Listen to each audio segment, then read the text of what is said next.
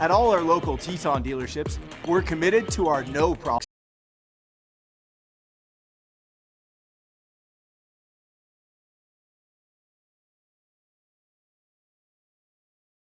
Steps Idaho, you can research careers and training options that work for you and start a dashboard to keep your plans moving forward so you can route your path from what if to what is at next. In the past 15 seasons, and then they went on to win the national competition in California. Hosted by Sean Kane, the East Idaho Prepcast features the biggest stories happening in your area. Just go to IdahoSports.com and click Prepcasts in the menu to get caught up on what you've been missing. Or check out each week's episode on the IdahoSports.com YouTube channel, Facebook page, or wherever you download podcasts.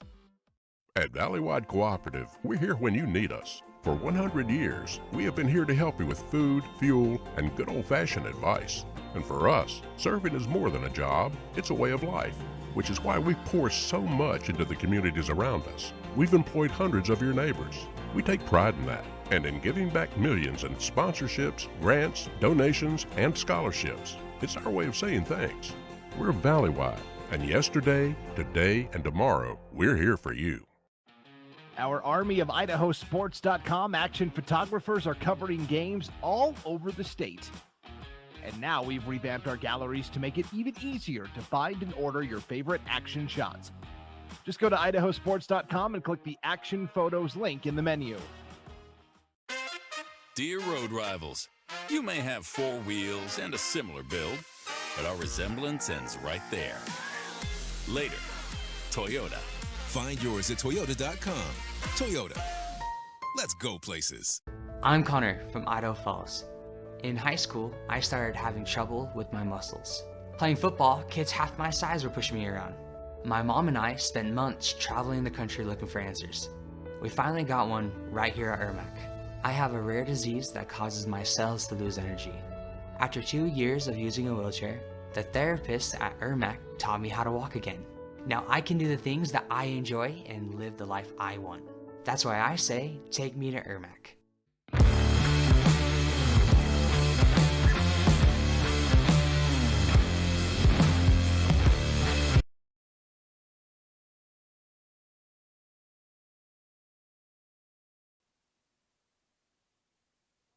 Good evening, ladies and gentlemen, and welcome to ARCO on the campus of Butte County High School for East Idaho Game Night. This is an IdahoSports.com presentation of East Idaho Game Night, presented by Ermac Pediatrics as well as Teton Auto Group.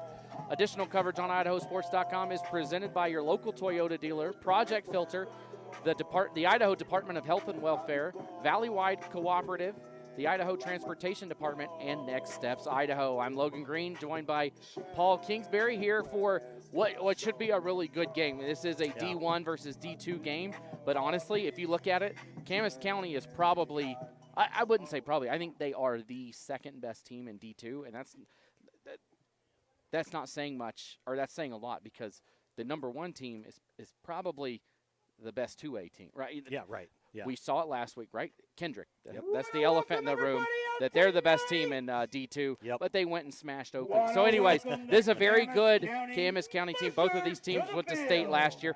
Both should be back this year, and both looking to maybe go a little bit deeper than they went last year. Yeah, Camas County has really come out as a team to watch out for instead of just that blip on the schedule. Yeah. We're going to have the national anthem, but we're going to keep it right here for that here. But you won't hear us, but you'll hear the anthem here from ARCO. Great nation with our national anthem.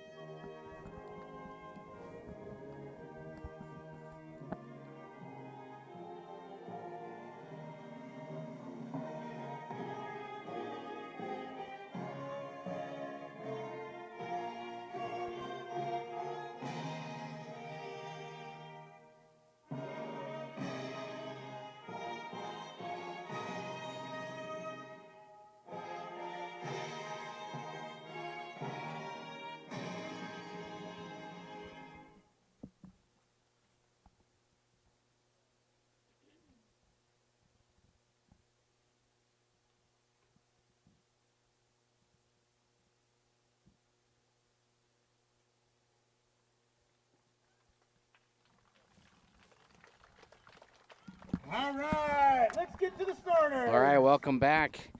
But again, this should be a good game. Both of these two teams have played games to open the season that have not been particularly close.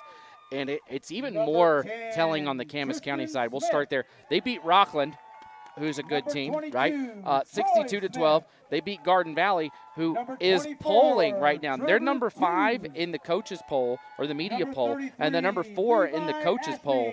And that's even after last week's game, a 50-12 victory Camas County had over Garden Valley. That was my thought coming in. I didn't know if maybe Garden, who was going to take over that number 2 spot in the D2 level, and I thought maybe it could be Garden Valley, but I think that game cemented Camas County. They come in at number 2 in the media poll, number 1 or number 2 in the coaches poll. They actually got 1 vote in the coaches poll this week as the number 1 team in the state. On the opposite side, Butte County, they beat Valley 64-36, and they knocked off Cary 42-8. They come in at number 6 in the media poll, number 4 in the coaches poll. But unlike D2, which Kendrick is this daunting giant that might be impossible to catch up to. They want a shot at it. At the D1 level, Oakley looks maybe a little more catchable than they have been the past couple of years. They've won 3 in a row, but they lost to Kendrick in a game that honestly was not as close as the score indicated, 44-22 loss. So maybe Butte County smells a little blood in the water, an opportunity for them to make a stake here at the D1 level this year. So here we go. Butte County in the black jerseys, black pants, black helmets with BC on them will face off, or they will kick off from right to left as you see it. Camas County in the blue helmets, white jerseys, blue pants. Will come off the foot of number 18, Levi Hendricks, here for Butte County. As we are set and ready to go here from Arco.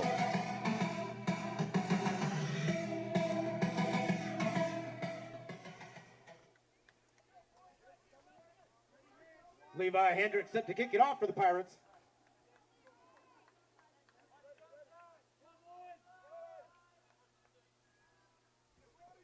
Took longer than I thought. You know, Camas County's jerseys, uniforms, they look just like my high school team. So I'm biased. You are a little biased, I can tell. And that one looked like an onside kick. Went a little high in the air, but it was easily caught and grabbed by Kelby Cox. No big deal there. One thing I've seen over the last couple of years is instead of an onside kick, which is rarely ever successful, teams have been kicking it over that front line to about the 40, where it's kind of an empty no man's land, and that I've actually seen that be way more successful than the traditional onside kicks. And I'm going to guess that's what they were trying to do. The pitching wedge just didn't get it quite over the sand. And we've seen it work, right? I mean, me and you did a game a couple years ago at Middleton when Bishop Kelly was there, and they dropped it right around the 35, and nobody was there, and they picked it right up. Yep. So it's something, like you said, you're seeing a lot more.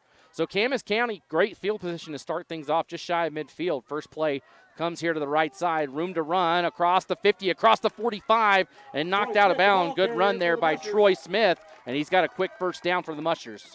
We know Camas County's got a pretty good contingent here tonight. They all stopped off at Pickles' Place like we did for dinner. I mean, that's what you have to do, right? Yep. If you're here. Pickles' Place. They're one of our power boosters for Butte County. Since I got a pirate burger, does that make me biased? I think so. Okay, so you're rooting for Butte County. We are actually not. We have no dog or musher in this fight. Run to the left side. Actually, he'll cut it back inside. Nice carry. Tyson Tupper, the senior, with the run up the middle. And another good pickup on first down. This is going to be a gain of 5. So Camas County continues to move the ball.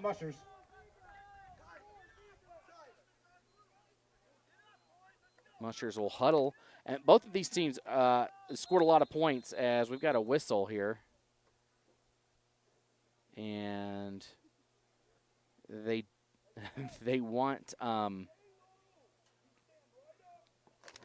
that's Boston Anderson.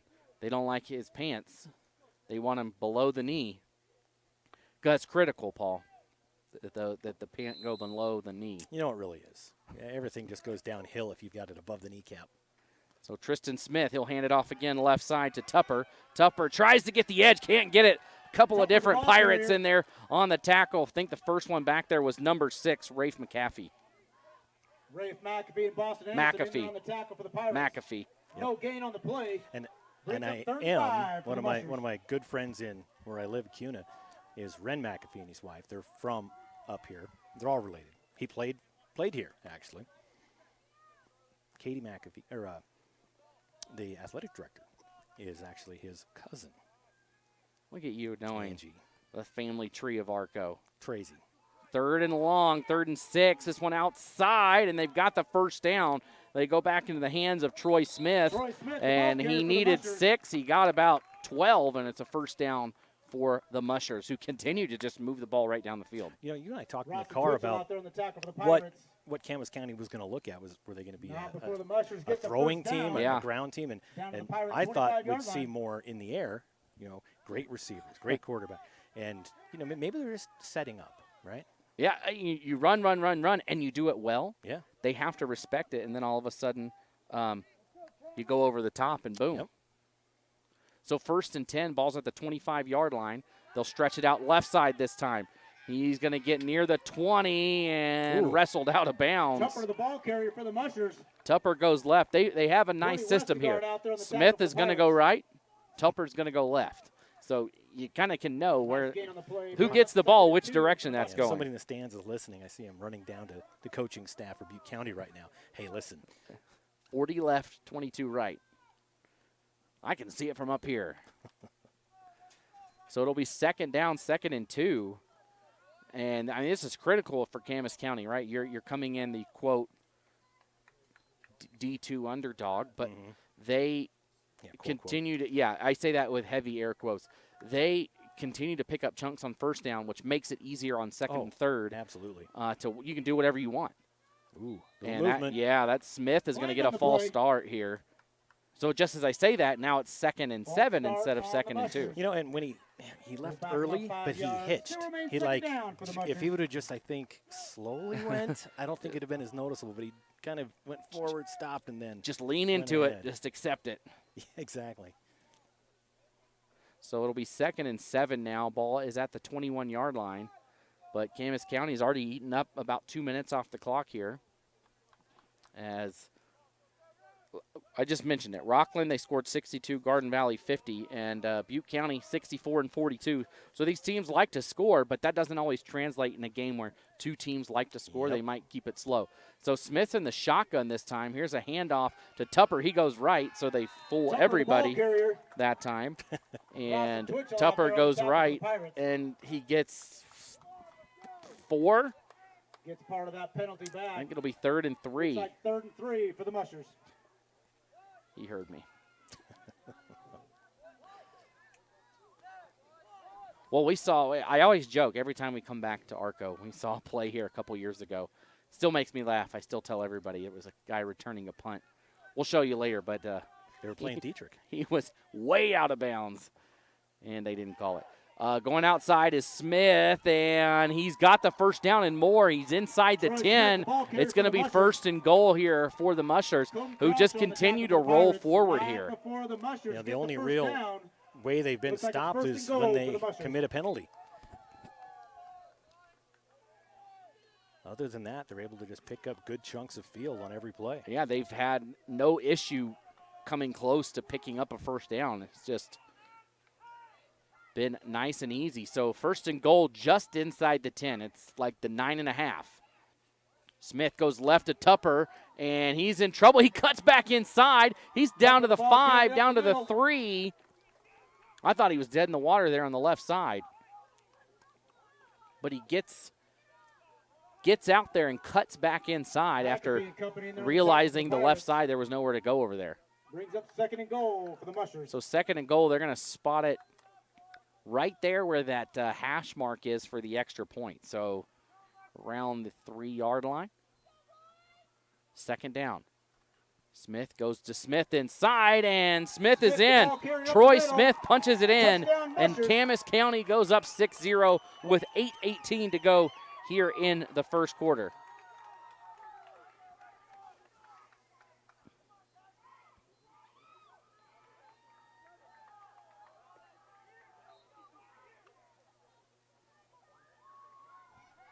So they'll come out for the extra point attempt, or the 2-point conversion, I'll say.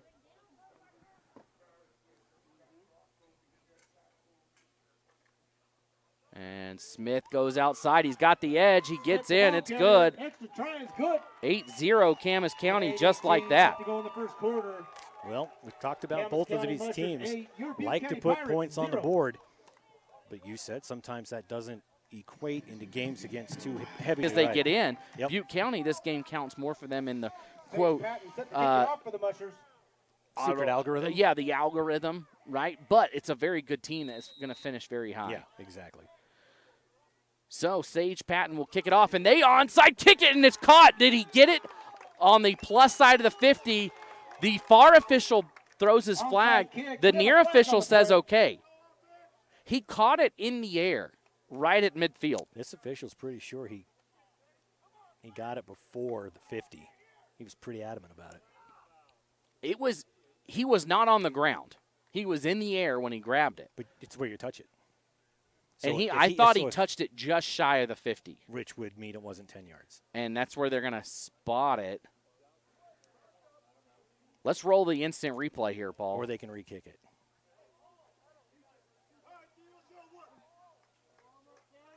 I mean, you can see it right there. They're going to say that is where Camas County recovered the kick. Yep. Just shy of the 50. Yep. If he just comes to the near side half a step, that ball probably falls into his lap. But, man. Yeah, but it's really a difference of a yard because he would have been down anyway. Right. Man, that's close. But if you're Butte County, you got to be glad he caught that a little early. So 1st and 10 Pirates. They're already inside Musher territory, and here's a handoff right side. A lot of room to run and breaking free and headed to the end zone. Racing Twitchell. Rawson Twitchell wastes no time. Touchdown, Butte County. And I like these new lights that they have after the windstorm blew down the old wood ones. They put them up, and the lights, they kind of flicker a little bit. And, of course, the big boom. What's that? Oh, we didn't look at the replay. It was short, though. Yeah.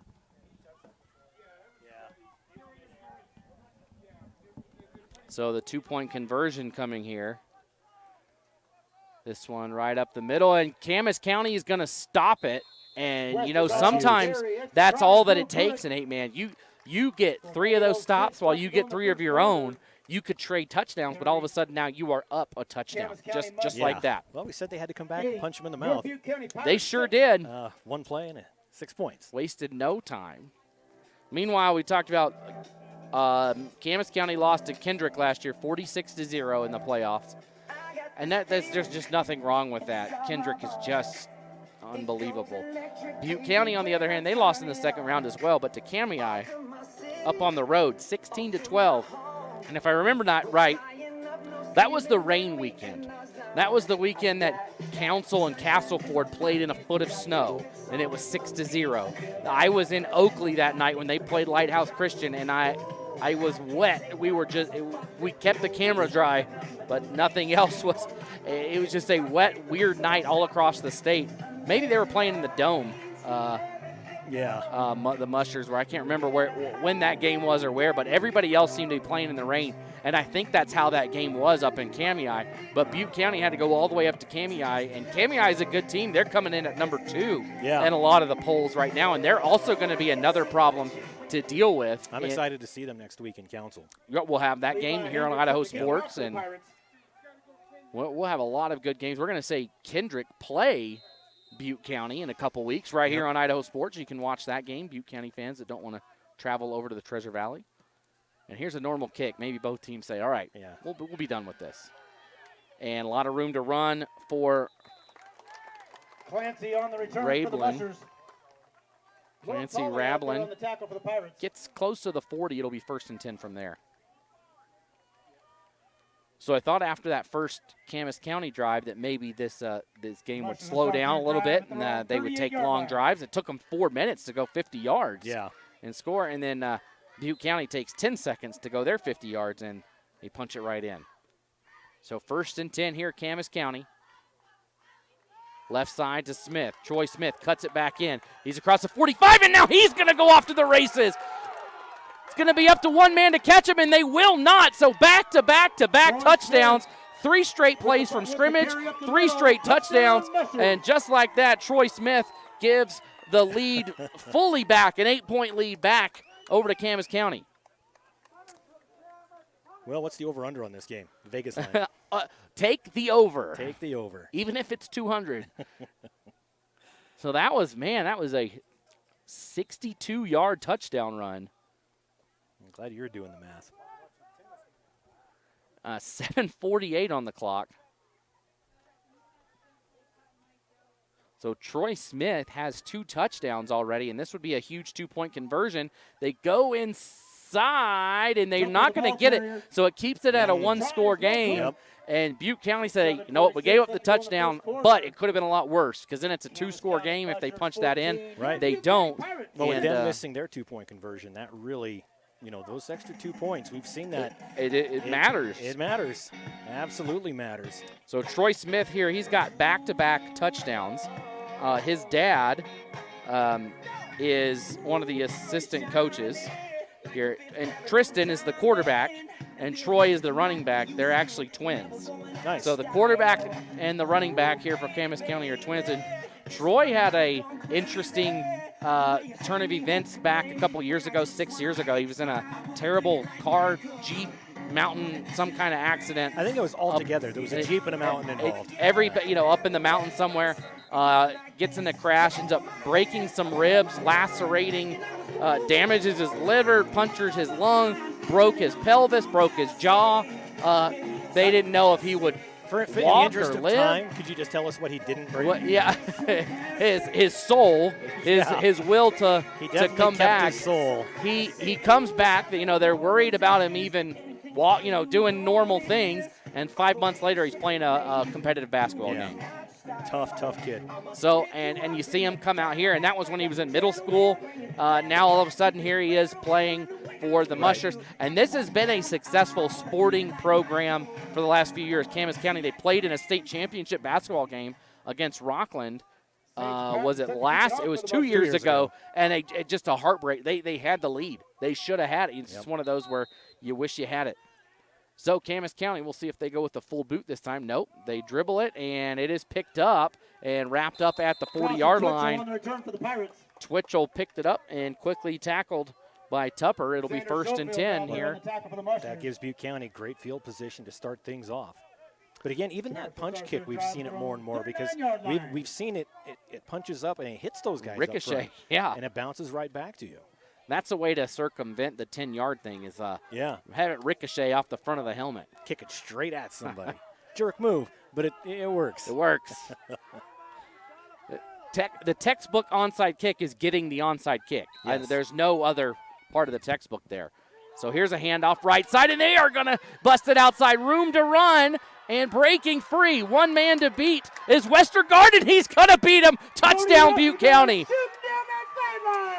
You've got to be kidding me. Wow. We have had 4 touchdowns in 45 seconds.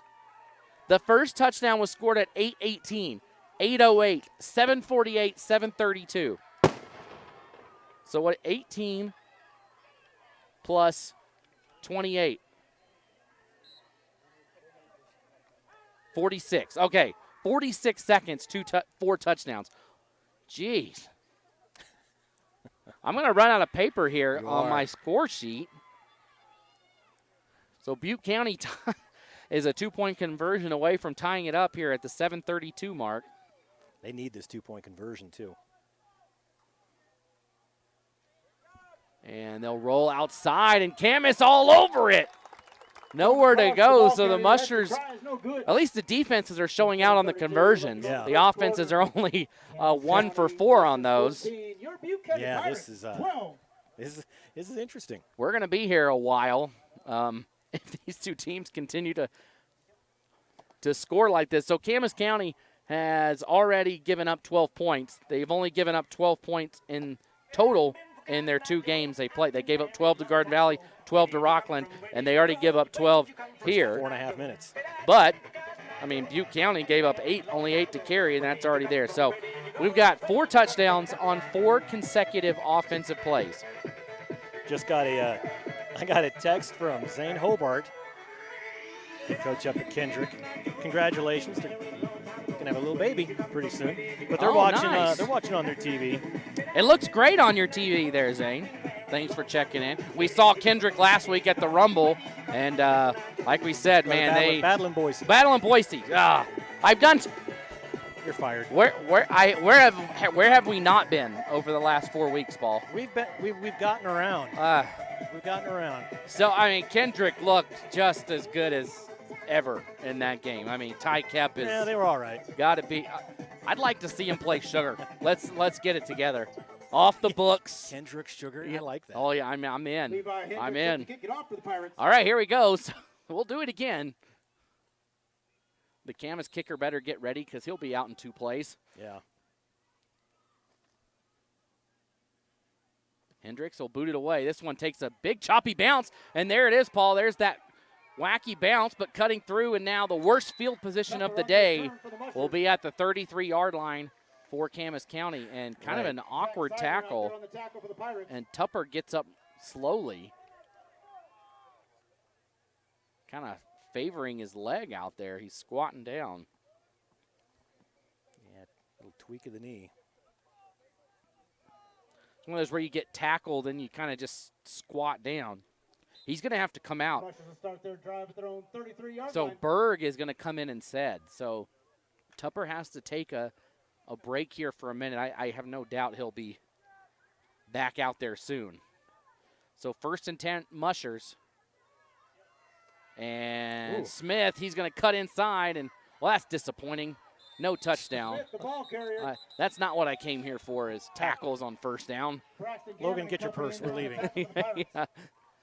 So I'll run there. Smith tried to go to the right, and there was nothing there. And he picks up, I mean, he does pick up 6 yards, so not like he got nothing on it. We'll call it 5. We'll go with the PA, 2nd and 5. 6 yards disappoints the entire crowd. Yeah. Come on. Well, you know, those 4 touchdown runs, we did have a 3-yard run, then 49, 62, 61. Not bad. No. Not bad. And that's when maybe after that, do both teams settle in and say, all right, okay, you got 2, we got 2. Let's play a football game now. Smith, a little runs into his running back, and he gets it out to his twin brother Smith. And Smith, Troy's got a lot of room to run, runs into the back of the official that slows him down a little bit. But Troy kind of got over here on the right side and was the outlet for Tristan, as they wanted to hand that ball off to 45 to Patton, but they kind of bumped into each other, and it was kind of just, you know, an oh-no play, and it turns into a 1st down. See, even in 8-man football, it can get crowded in the backfield sometimes. It does, and it did right there. But nonetheless, the Mushers have it 1st and 10, just on the inside of the 40-yard line. And they continue with this 2-back set every time. This time, and Patton slips, just lost his footing. Patton, the ball carrier for the Mushers. And no gain on the play. It'll be 2nd and 10. Does it just look like maybe a wet spot on the field, or cleats gave out? And here, you know, coming back in is Tupper, but he still is hobbling a little bit. Kelby Cox will come out.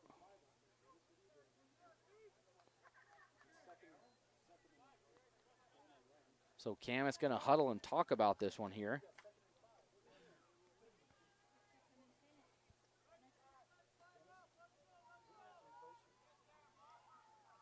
Here's the handoff to Troy Smith, and yeah, there's a hold on Tupper as trying to get around with Braxton Gamet, and Gamet, he could not get around because he was being held. So now the Mushers will be knocked back to 2nd and probably about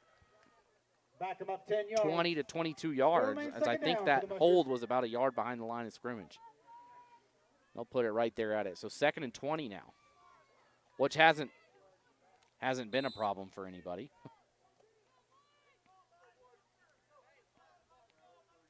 5 minutes to go here. Well, nearing 5 minutes.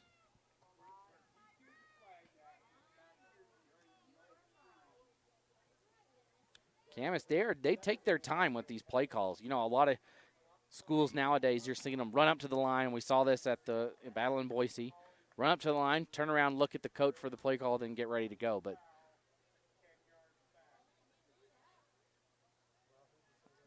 I wonder what's going on here. This is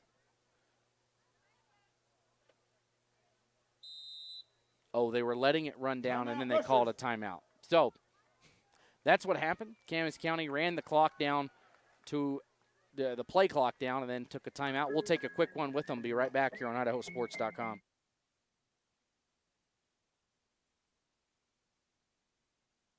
I'm Matt from Salt Lake City. Last year, while climbing in the Tetons, I fell nearly 600 feet. My hip bone was broken and exposed. I could see my quad muscles, and I had lacerated my liver. And I knew right away that blood was filling my abdomen. After a 3-hour rescue operation, I was airlifted to Ermax Trauma Center. I was rushed into surgery. Then their amazing team worked with me for weeks of rehab. Thanks to their incredible care, I've made a full recovery, and I'm back to doing the things I love. And that's why I say, take me to Ermac.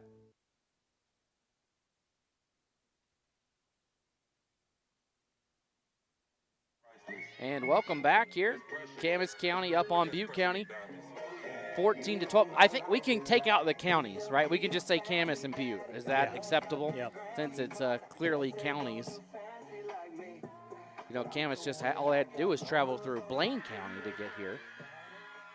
I was thinking it was further away, but when I saw some Camas County folks at Pickles Place, but really it's not that far of a drive, maybe an hour and a half at most. So second down, Smith in the shotgun this time and loses the ball. He goes down. He's going to be sacked. Coming in hot. Charles Bragg with the sack. And it's third and forever. And honestly, in a game like this, one bad drive can flip the whole game. It can, absolutely. Bragg came through, command possessed, just put his eyes right on the quarterback. It wasn't really touched. They kind of touched him on the way through, I think, but nothing there. I think they just assumed their quarterback was going to get that ball off and didn't really try and stop him. So it'll be third down and forever. They need the 30-yard line. 10, 20, 30, minus 2, 28. We'll call it third and 28. Ball on the 42. Smith deep in the shotgun. He's standing around the 35-yard line. He'll step up, and he's going to chuck it downfield, and it's caught! And there's going to be a first down by Camas County.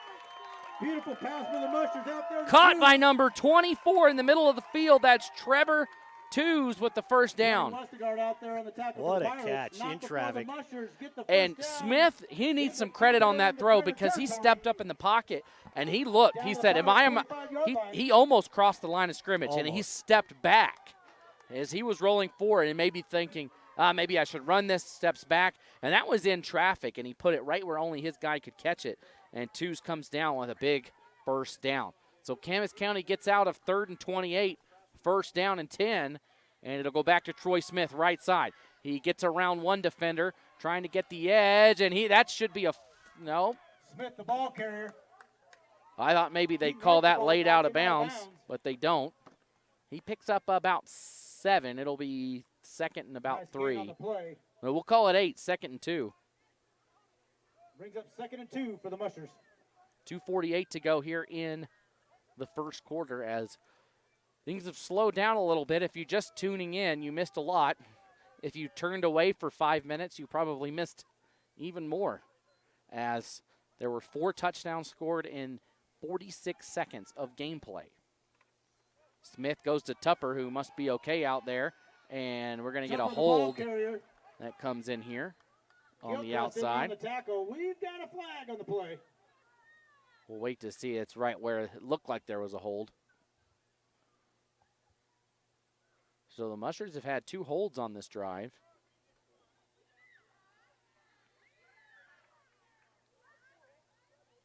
Holding on the Mushers.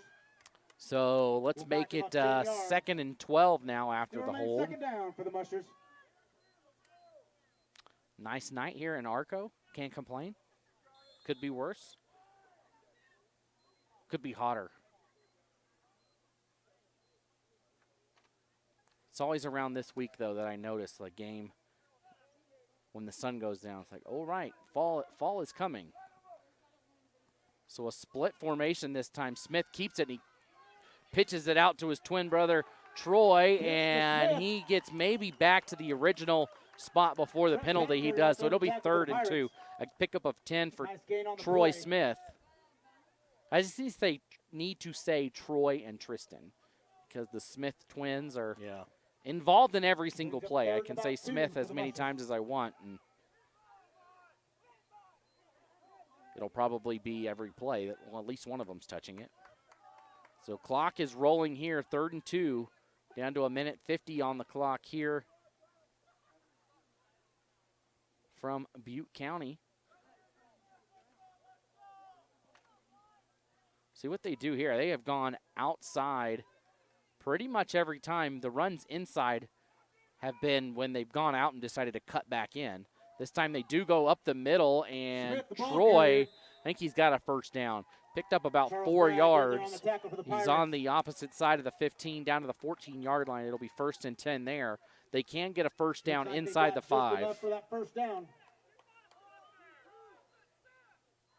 Probably more, let's see. It's probably more around the 13.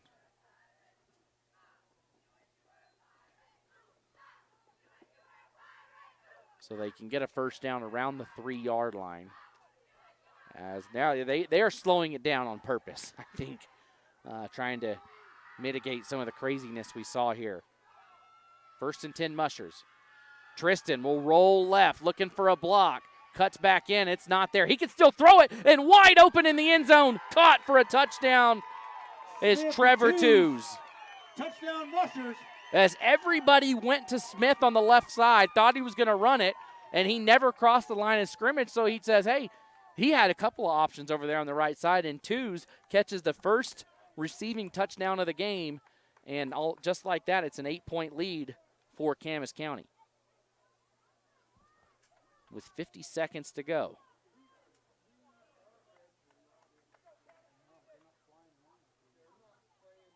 So a 13-yard touchdown reception by Trevor Tews and an ensuing 2-point. And again, the 2 points have been a story in this one. If Camas can convert this, they'll have a 2-score lead, and they're right there at it, and it's in. A huge 2-point conversion, and now a 10-point lead for the Mushers. A 2-score game for Camas County. 22, your Butte County Pirates. Want to thank some of our power boosters for teams in this game. And so by doing that, you help us at Idaho Sports be able to cover these kids at Camas County, cover these kids for Butte County, cover kids all over the state all year long. So if you have a business and you're interested in being a power booster for Butte County, for Camas County, or anywhere in between, I guess I shouldn't say that because only Cary is in between. Anywhere outside, since there's not a lot in between, anywhere in the state, we'd love to have you and your business join us for any school. So just email. You can email me directly. It's Logan@IdahoSports.com if you're interested in doing that. We'd love to have you on, and it's just a great way to get involved. So here's that punch kick, and this one does slow up around the 20, and they got to pick it up, and they finally do so here, and all of a sudden there's some room over here on the far side. Turning the corner now is Westergaard. Westergaard is close to the 40. He's near midfield, and he's knocked down right there. Westergaard with return for the Pirates. What looked like it could be a horrible play for Butte County, and that's 8-man football, right? If you get everybody on one side and you've got some speed and can get around, you can make things happen. That 30-yard return took 120 yards to complete. He did. He caught it all the way over here at the 20 on the near side, cuts around. So now Butte County, their offense has only run 2 offensive plays. Both of them have been touchdowns, but right now they got to have an answer. 1st and 10, 36 seconds to go here in the first quarter. 22-12, excuse me. This one will be kept right up the middle. This time it's Razor Duke. Up the middle. We should make an all Idaho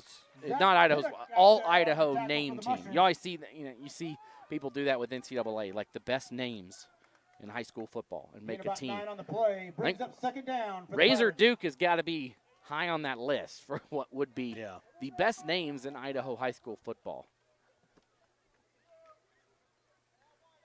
Trying to think. I can't think of any others off the top of my head, but they'll hand it off this time and run into the right side. Lawson Twitchell up the middle. Twitchell. And that'll do it Pirate. for the first quarter here from Butte County. An entertaining first quarter. 22 points put up by Camas County, 12 by Butte County. We'll take a quick break and be back with the second on IdahoSports.com. At all our local Teton dealerships, we're committed to our no problem philosophy.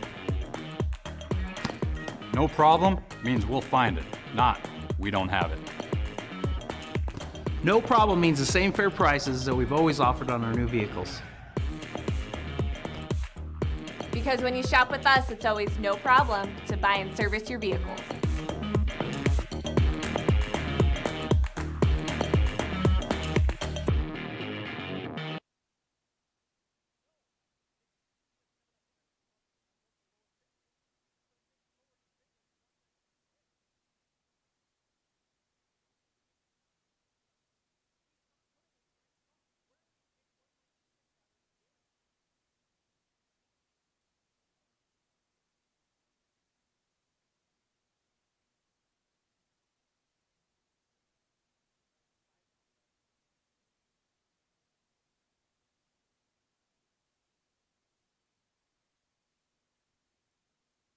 And welcome back as we flip ends of the field. 22-12 as we start our second quarter. That only took us 40 minutes to play the first here from Butte County. So Duke lines up. Again, he's got Twitchell behind him, and Twitchell gets the handoff. Twitchell, some room to run. Twitchell gets around. He's going to get caught, but gets out of it, and finally is tracked down by Troy Smith as Twitchell gets down inside the 10-yard line. Tackle for the Mushers. And that's another Pirate. My neighbors are Twitchells, but First and goal I'm not sure there's for any Pirates. relation. They're not from Idaho, which is very common nowadays. So this will be 1st and 10 for Butte County. They've got the ball, or 1st and goal from the 8. Duke trying to shift the offense around, finally gets Anderson to move to his right. They'll hand it off, and trying to stretch it outside is Westergaard, and did he get in? He did. Brody Westergaard punches it in for 6, and Butte County with an immediate answer here. 22-18. Again, they're playing catch-up on the extra point attempts. They're down 4 right now, as Camas County has gotten 2, and Butte County has gotten none so far. So 11:24 to go on that 8-yard run. And will they convert this time? It looks like he's in. Oh, wait. His body went in, but did his knee go down first? That's what the officials are going to discuss here. He fell across the goal line. Camas seems to be very adamant that he did not cross before the knee, and they say no, knee down before body crosses. So again, Butte County does not convert. Camas County has held. Both defenses have been like Swiss cheese. I mean, that's not being rude. That is what it is. But Camas' defense has shown up here.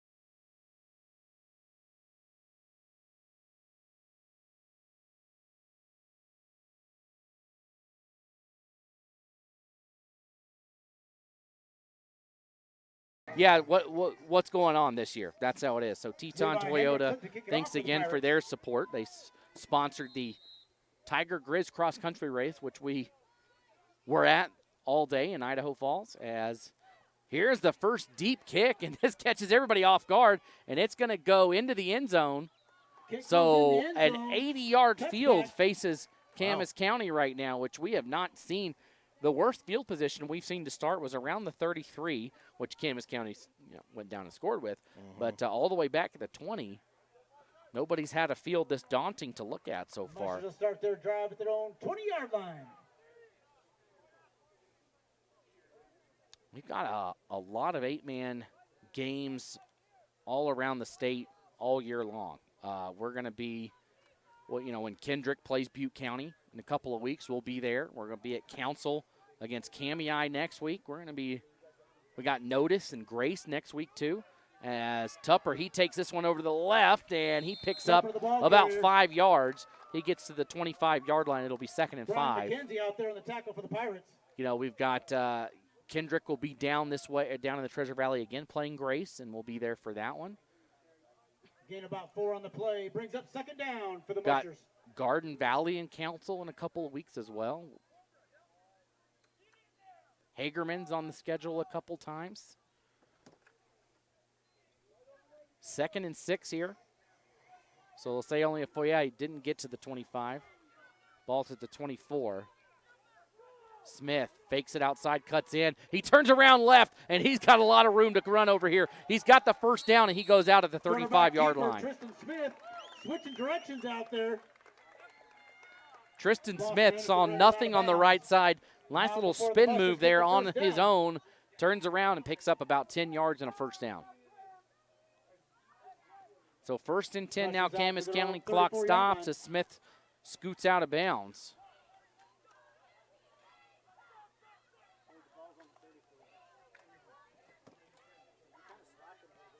So a pickup of 10. And here's a run. A lot of room to run, and Smith is off to the races. He's across the 30. He's going to go all the way in for a touchdown. Smith up the middle. 66 yards for Troy Smith. I'm running out of paper. So exactly 1 minute later at the 10:24 mark, a 66-yard run for number 22. That's his 3rd touchdown of the day.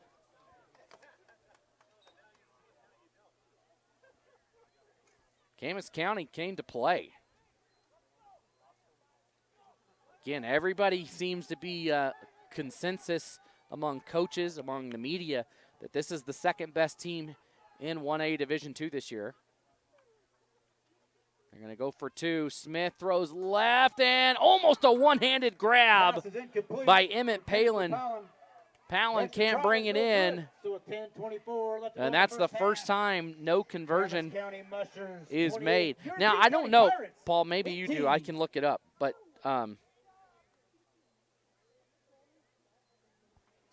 the bracket for D2, it did not change this year. It is still set seeds, right? Right. So have they released it yet? I don't know. I have not had a chance to look, honestly. You mean you've been busy?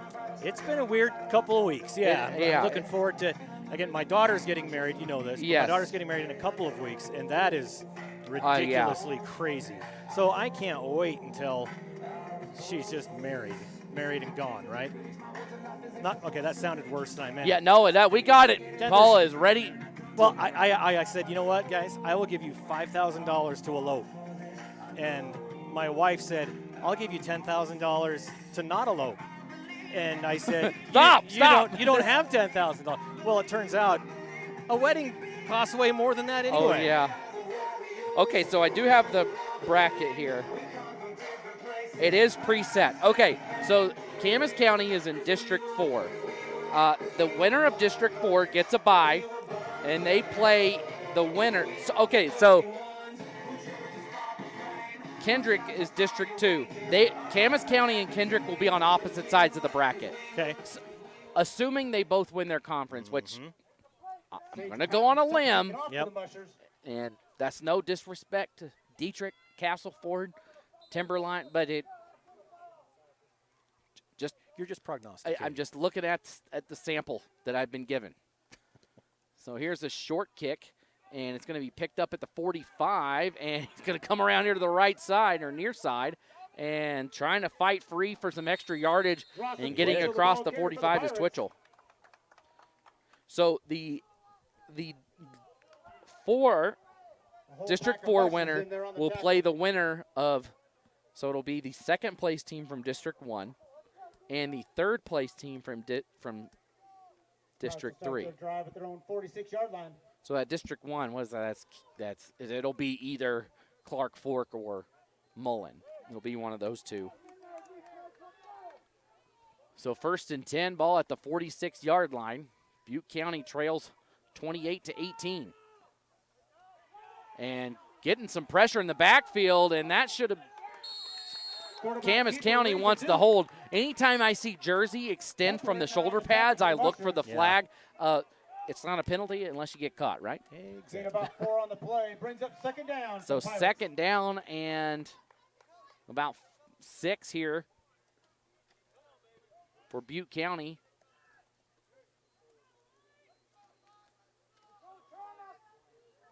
As the Pirates kept at that time. Of course, 1A D1 is different, right? The district champions get a, quote, bye, or the top 4, and then they reseed everything off max preps. And I think it is, it's not perfect, but it works well.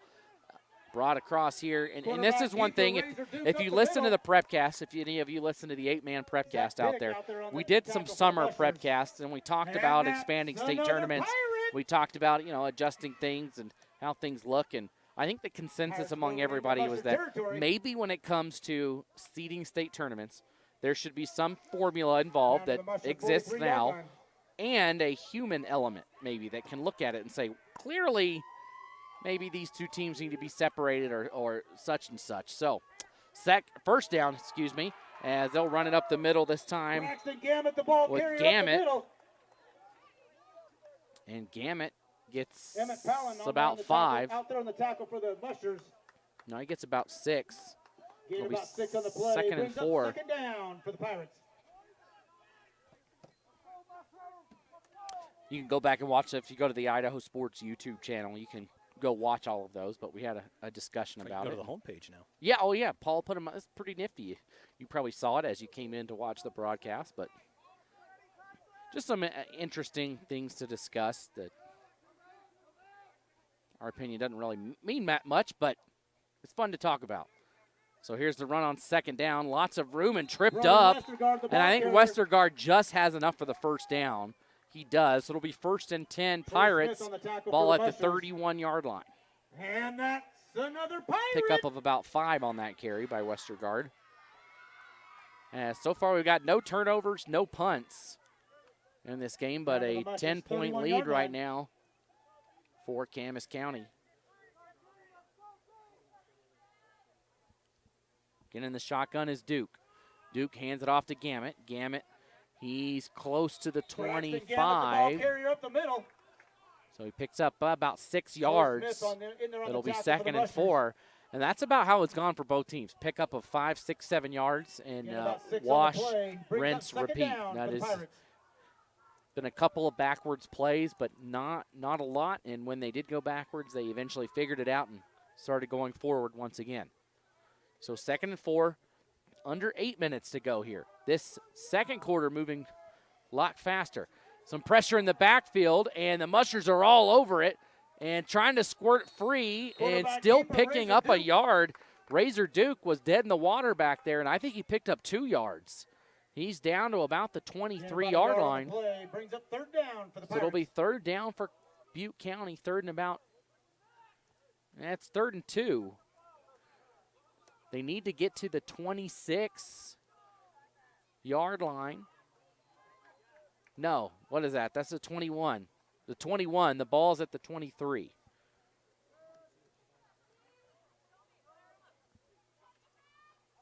They'll keep it under center, going left and room to run, and it got the 1st down there. Razor Duke. Taken down by Troy Smith. As Duke just blasts through on the left side, and he's got a 1st down. Butte County continues to move the ball.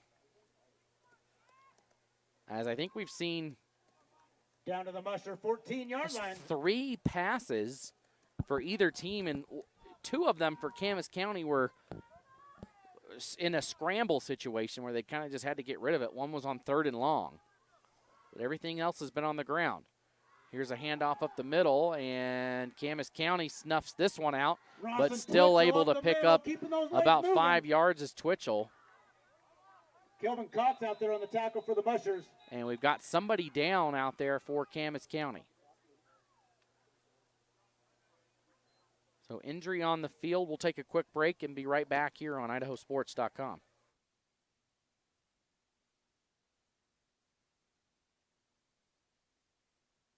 I'm Matt from Salt Lake City. Last year, while climbing in the Tetons, I fell nearly 600 feet. My hip bone was broken and exposed. I could see my quad muscles, and I had lacerated my liver. And I knew right away that blood was filling my abdomen. After a 3-hour rescue operation, I was airlifted to Ermax Trauma Center. I was rushed into surgery. Then their amazing team worked with me for weeks of rehab. Thanks to their incredible care, I've made a full recovery and I'm back to doing the things I love. And that's why I say, take me to Ermax. At Valleywide Cooperative, we're here when you need us. For 100 years, we have been here to help you with food, fuel, and good old-fashioned advice. And for us, serving is more than a job, it's a way of life, which is why we pour so much into the communities around us. We've employed hundreds of your neighbors.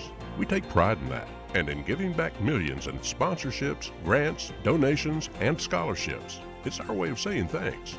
We're Valleywide, and yesterday, today, and tomorrow, we're here. Make the memories of this game last a lifetime. By downloading the digital game file of this contest, you can have your own personal copy of this game forever. These make great gifts for the student athletes involved. Just click the Order Now button for more details.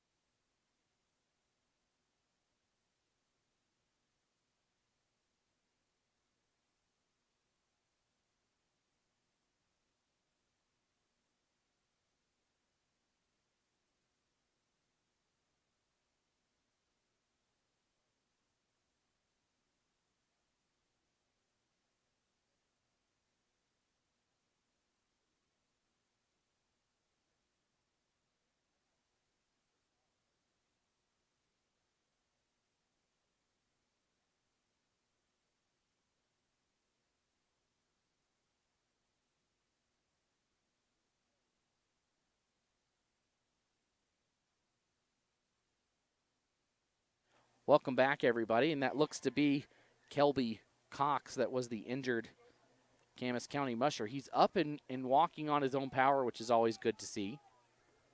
Talked about looking at some of the conference standings really quick. We'll just look at the leaders. Butte County on top of theirs, 2-0. Lighthouse Christian and Murtaugh are both 2-0 as well. We'll check in that more as we go along tonight. Duke will keep it right side. He's going to walk into the end zone. The Pirates go back into the end zone here. Boom.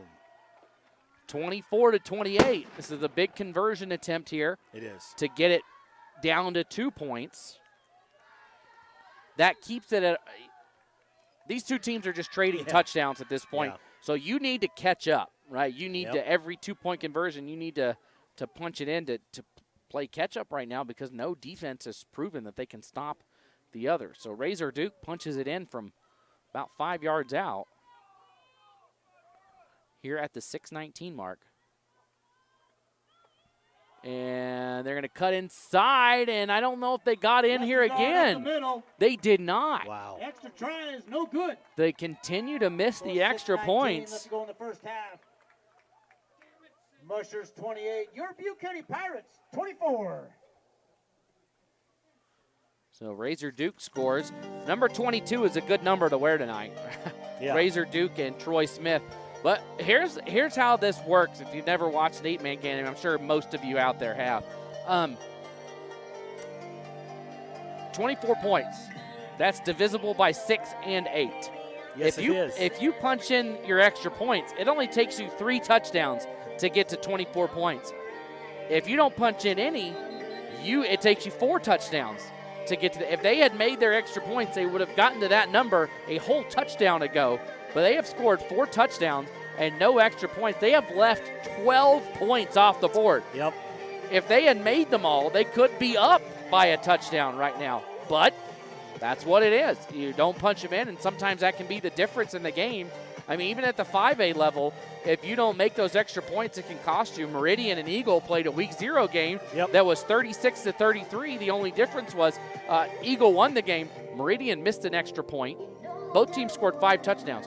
Meridian missed an extra point. They tried to go for 2 to make it up and didn't get it. So there's your 33. And Meridian went for 2 late in the game to make it a 3-point game, and they won because of that, because they converted all their attempts.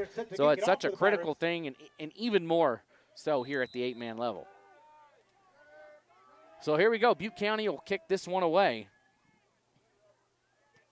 And this one checks up at the 20 and rolls out of bounds. Kick goes out of bounds. The golf coach would be happy with that. Yeah, right. That had some spin on it. It did. Mushers will take it at their own 35-yard line.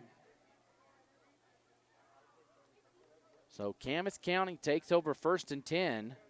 This ball should move up to the 35 after the flag.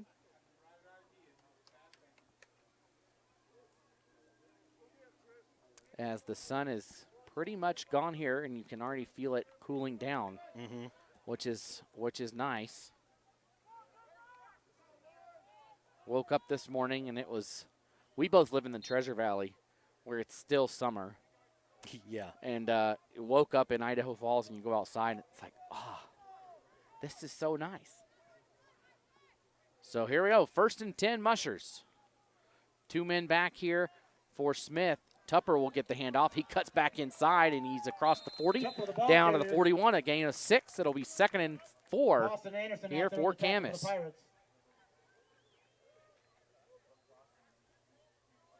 Gain about 6 on the play. Brings up 2nd down. At the half, this game a little bit better than the Weiser Bonners Ferry game that is going on right now over in Weiser. 48-0 at halftime there. About 5:45 till halftime here in Arco. Camas County. This one handoff left side again to Tupper, and he was stopped for a loss, but ends up finding a yard somehow in there. It'll be 3rd down and 3. For the Pirates. Short gain on the play. McAfee on the tackle. Brings up 3rd and a long 2 for the Mushers. So 3rd and 2 here, and so far nobody's even had a 4th down. If they had a 4th down, they'd surely go for it.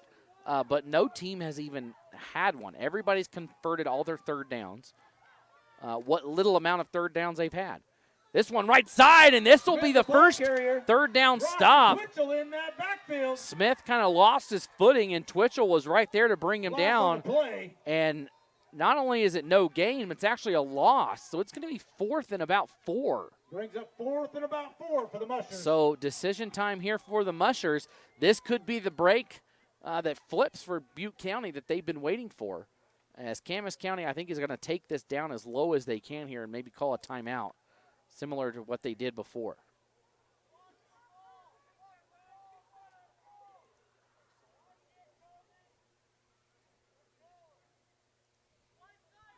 As they are taking their time.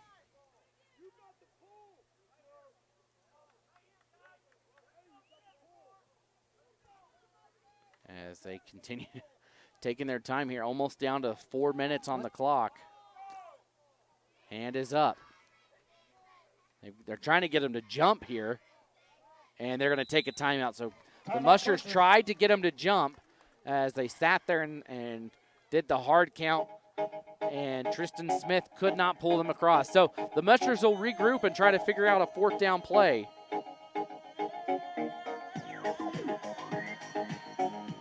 As we were planning to do a Black Betty count. Yeah, we because last time we were here, they played it probably 12 times. So we joked in the car on the way here. We'll keep track of how many times they play it. And I haven't heard it once so far here. Kind of disappointed.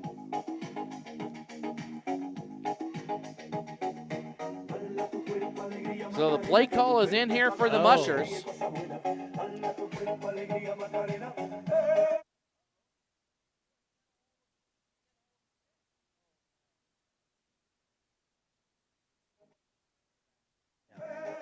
So 4th down here.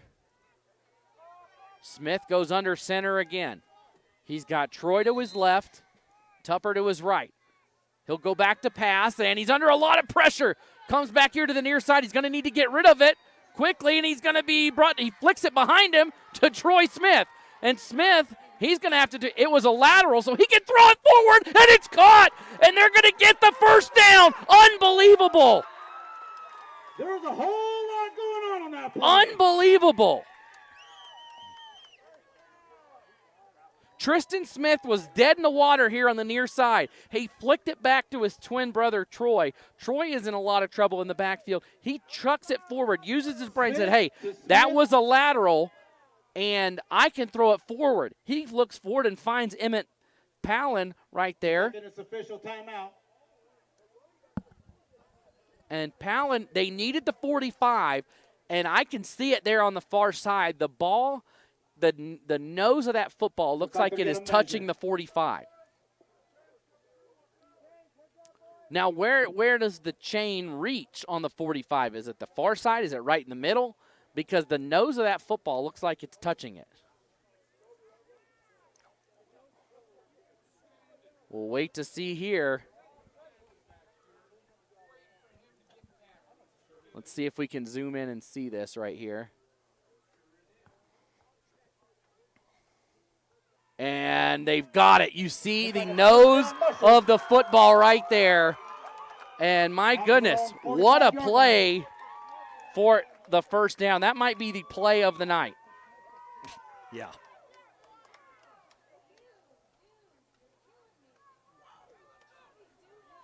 As again, Smith, Tristan was rolling to his left, he was about to be sacked. I thought he was down, or he was going down. Just flicks it behind him to his brother. Troy rolls right. He's got nothing and somehow finds Palin wide open, and they pick up the 1st down. 1st and 10, Camas County, and that one only goes for 2 yards. They say you got to have a lot of good breaks to win a championship, whether it's a state championship or whether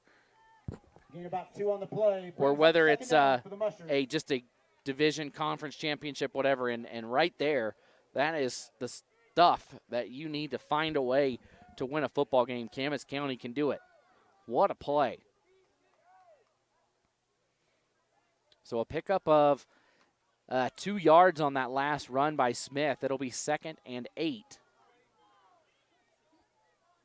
Mushers continue to move the ball. They would love to eat up as much clock and not give Butte County another chance here in the half. Here comes another throw. This one is caught on the outside. It was caught and then falling down was Trevor Tews. And Tews is close to the 1st down marker, but he's just shy. Well, let's see. We'll see where they spot it. Close to that 1st down marker. And he does have the 1st down. So 1st down, Camas here, 2:41 to go. Because if they can punch it in here and score 45-yard line and slow it down, then Butte County doesn't. They need to score here. They honestly, to keep the way this game is going, nobody can stop the other. If they don't score here and the clock runs out or something like that, or Butte County gets the ball, Butte County gets it to start the 2nd half. They have to score here on this drive to keep up with this trade-off of touchdowns at minimum. Smith in the shotgun. He's going to look to throw it. Rolls left. He's got room to run it here, and he's finally going to tuck it down and run. He's across the 40 and tripped up. Saving a big gain was Gamet. And Gamet, I mean, Smith was going to go for another 10 yards or so, and Gamet gets him by the ankles. Brings up second down for the Mushers. So 2nd and 2 here for Camas. 1:53 to go.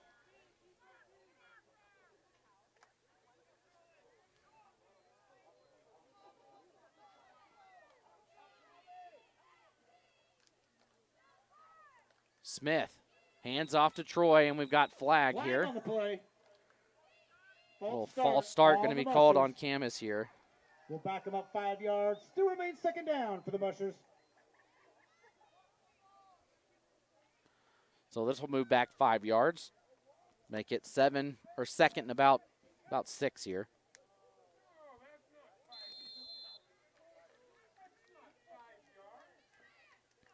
Second and 6. Ball's on the 41. Probably should have been more like the 42, but that's like the 41 and a half. We'll give him the benefit of the doubt. Can y'all put that on the board, 41.5? Well, they'll try, okay.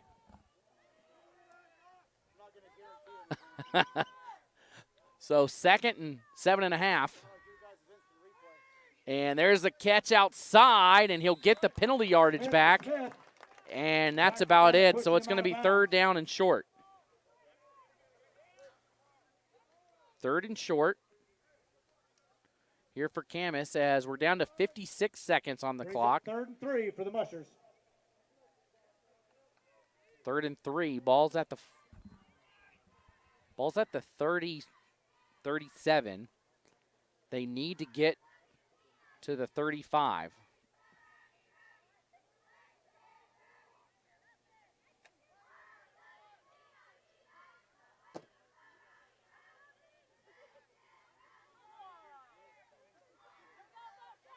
Smith deep in the shotgun. He's all the way back to the 45-yard line. That one almost goes over his head. Looks like they're trying to set up a screen. He dances around and gets away from the defenders. He's going to have to skirt somebody else, and he's thrown down, and that's going to be a horse collar is what they're going to call there. Whether it was or not, that's what the call is going to be. We got a flag on the play. Oh. Unnecessary roughness, maybe. I mean, I couldn't see. I was looking through the screen. But he grabbed the back of the jersey. Personal foul. And it was, Yep. it was right. On the Pirates. It's always tough. You're going to get that call more often than not when the jersey comes back like that. True. It's going to get called more than it won't get called.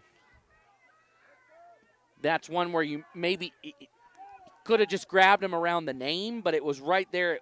It's going to be a discretion call, and that time it goes against Butte County.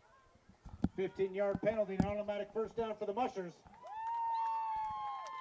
So that's a big call, as now it's first down for Butte County or Camas County, as it was going to be 4th down on that run, and now the Mushers are in business.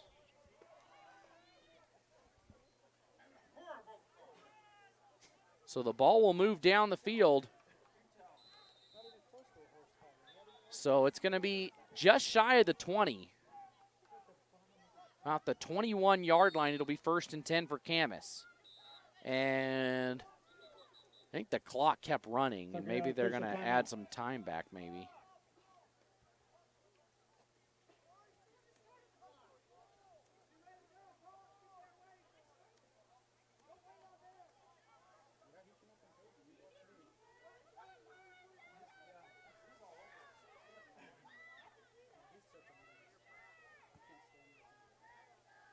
Just waiting on the call here as they're discussing.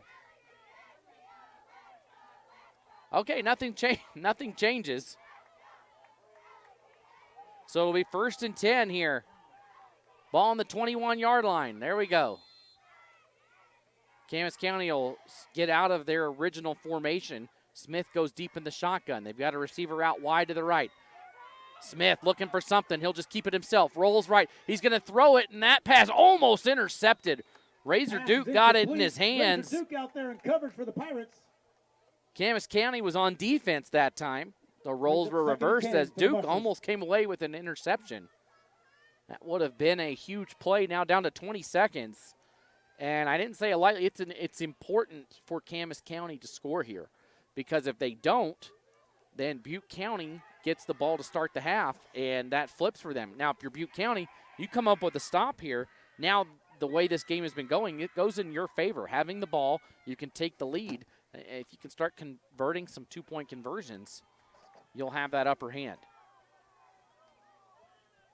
Second down, 10 yards to go. Smith, back to pass. Smith hanging out. He's going to throw deep this time, left side, and that one is over the head of the intended receiver. Down to 11 seconds. For the Pirates. Brings up third down for the Mushers. Third down here for Camas. And what was a explosive, high-scoring offensive game has slowed down considerably here in the second quarter. Only 3 touchdowns in the second quarter. Only.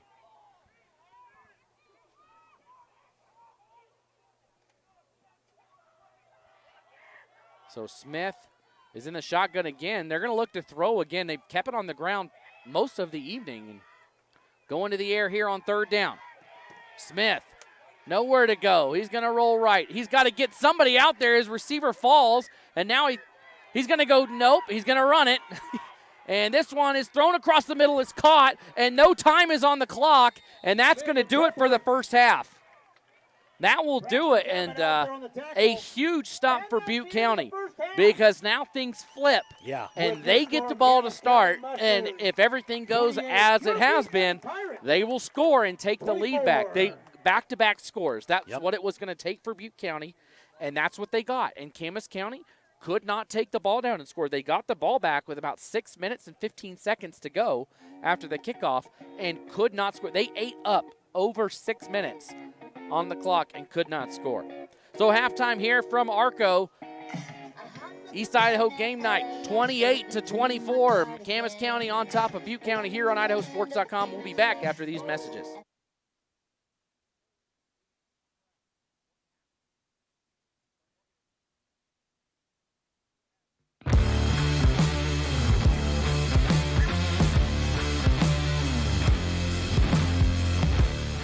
Make the memories of this game last a lifetime. By downloading the digital game file of this contest, you can have your own personal copy of this game forever.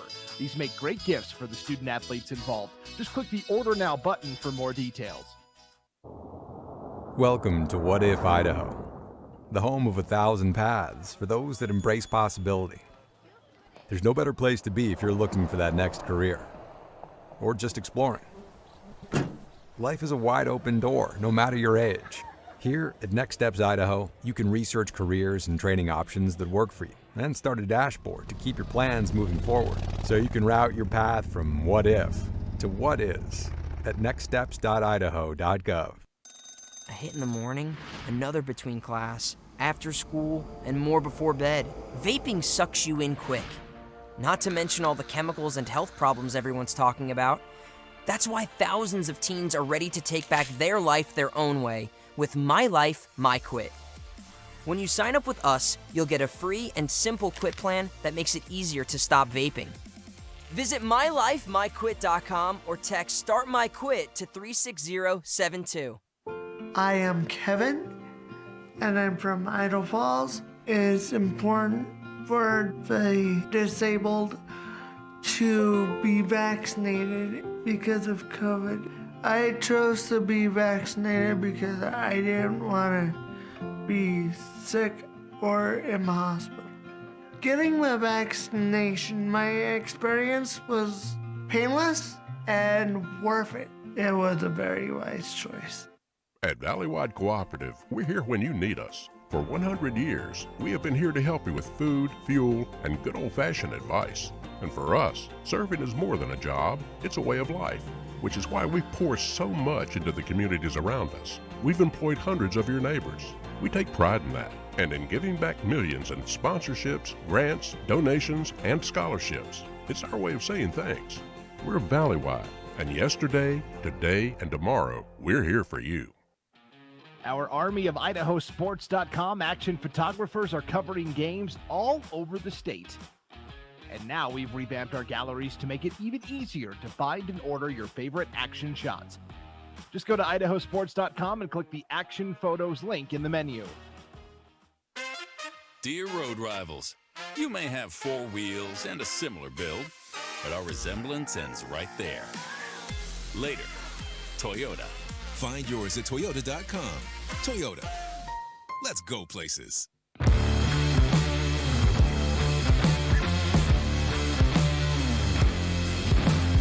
Make the memories of this game last a lifetime. By downloading the digital game file of this contest, you can have your own personal copy of this game forever.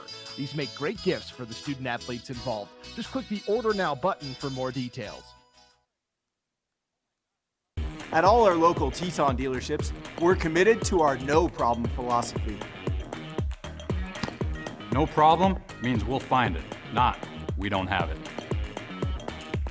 No problem means the same fair prices that we've always offered on our new vehicles. Because when you shop with us, it's always no problem to buy and service your vehicles.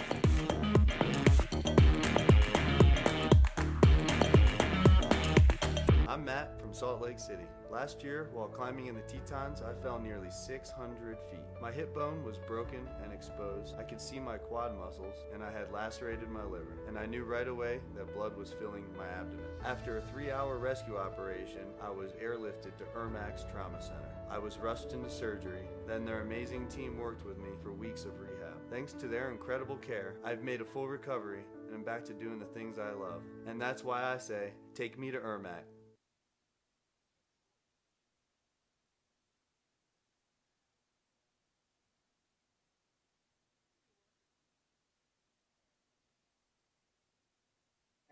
And welcome in to the Next Steps halftime show.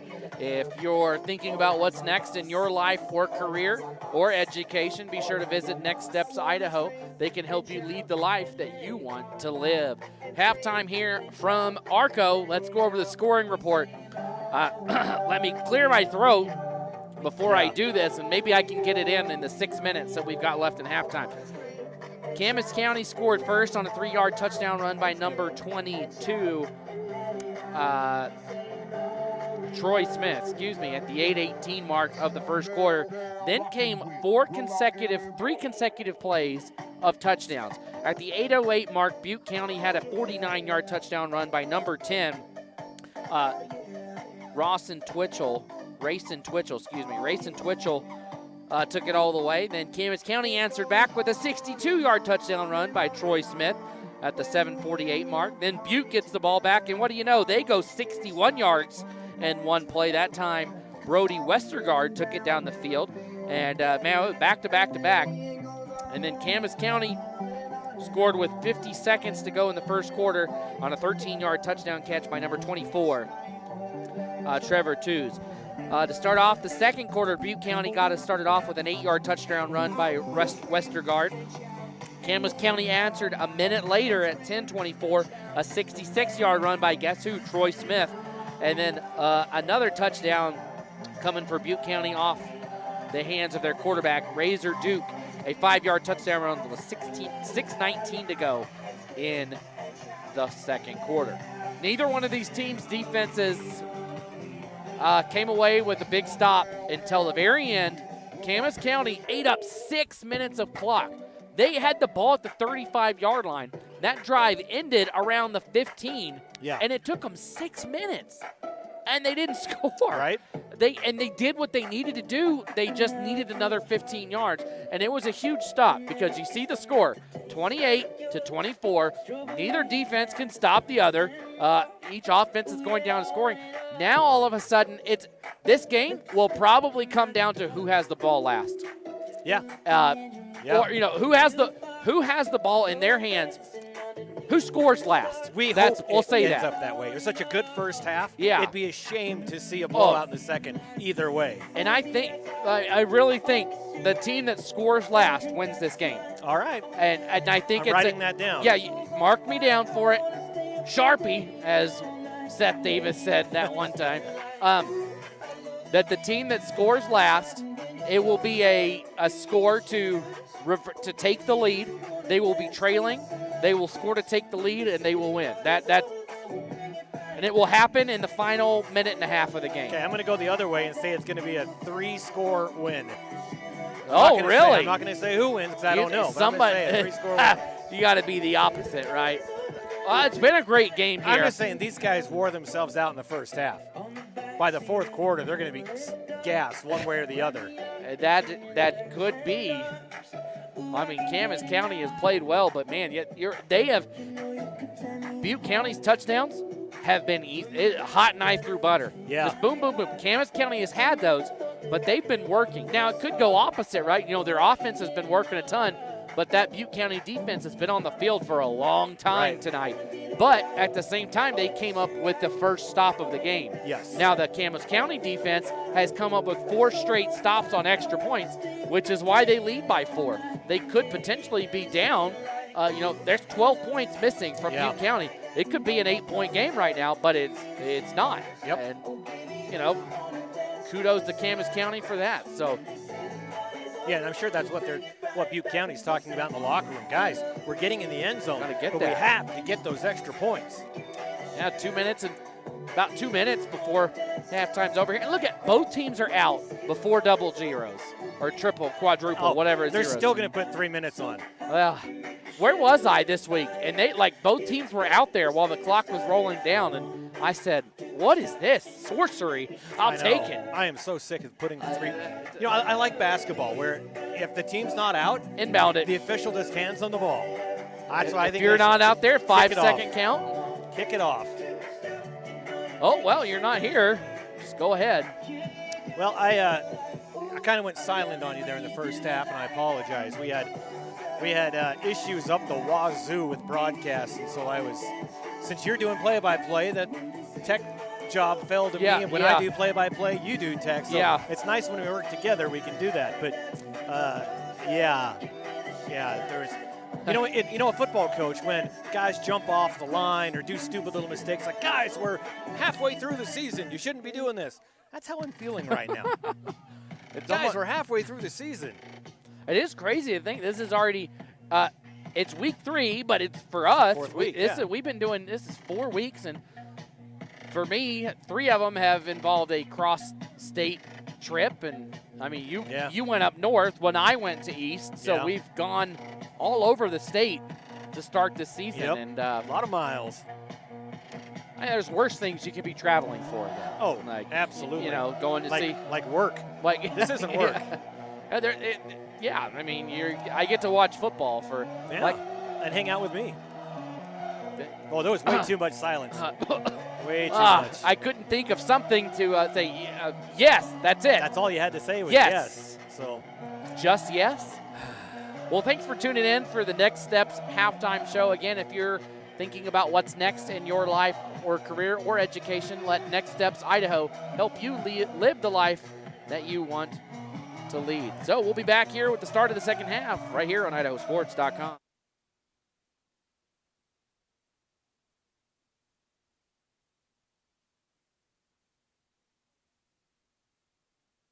At all our local Teton dealerships, we're committed to our no problem philosophy. No problem means we'll find it, not we don't have it. No problem means the same fair prices that we've always offered on our new.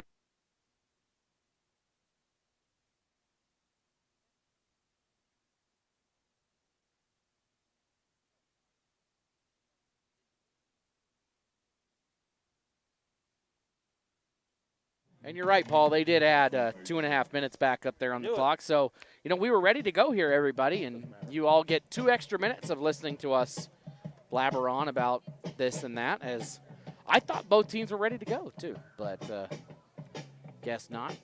Well, while we've got the chance, we'll take a look really quick here at some of those standings that mentioned before. So, again, both 1-1, and then Cary is 0-2. In the Treasure Valley area, District 1, Notice is 2-0. Idaho City is 0-2. Man, only Notice has a win.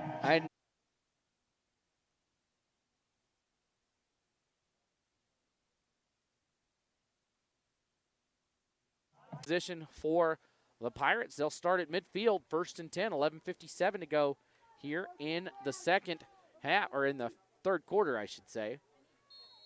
8:30 local time here in Arco.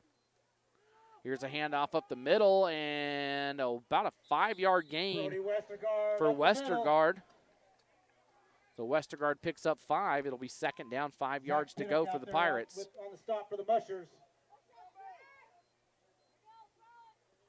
Yeah, my high school was the Knights, Northern Durham Knights, and we were blue and gold, just like Camas County. Like the helmets are what the blue helmet with the gold face mask. That is exactly what we had. Duke will keep it himself, and he gets stuffed, but pushes forward, and he's got a 1st down. But he was met tough right about the 42-yard line, and he got a nice push from someone behind him and gets a 1st down. Duke's probably your favorite name out there. I am from Durham, North Carolina, where Duke is, but my grandpa went to NC State, and he blessed me with righteousness to choose the Wolfpack. It's been a sad life. NC State's got a lot more national championships than Duke. Oh, wait. No, they don't. Yeah. Here's the run on 1st down, and Westergaard is knocked out of bounds. Good tackle there. You know, the 80s were great when I wasn't alive. That was a great time to be a NC State basketball fan. I was alive, and the 80s were not great. That is a decade that should be forgotten. 2nd down for the Pirates. I mean, Duke did beat Clemson, which was great. You know, Use Your Illusion came out, Guns N' Roses. That's probably the highlight of the 80s. I mean, you could tell that the 90s were ready to go, because a young man was born in January of 1990 to change the waves of the world. And here's a run by Duke up the middle, and he's got a 1st down. As again, Butte County goes 1st down, 2nd down, 1st down. There are hardly any 3rd downs. They have not had a 4th down yet today. Camas County's had a couple, and they've converted all of them, but Butte County has not had a 4th down. They've converted every 3rd down, and rarely have they even had a 3rd down. I mean, half their possessions have been one. They've got 4 touchdowns. 2 of them were on one play. Westergaard comes across. They'll hand it off. This time up the middle, room to run on the right side, and another 1st down by Twitchell. 2 out there with the tackle for the Mushers. And that's another Pirate. They just keep moving the ball. I mean, that's why I go back to the onside kick. What's it matter? Butte County's going to go. They're going to go 70 yards. They're going to go 80 yards. They're going to go 50. I mean, neither team has shown they can stop. Here's a run, and this time going to walk into the end zone for Twitchell. He faked left, goes right, touchdown, Butte County. Was a 10-yard run by Rawson Twitchell. And Butte County has their 1st lead of the night.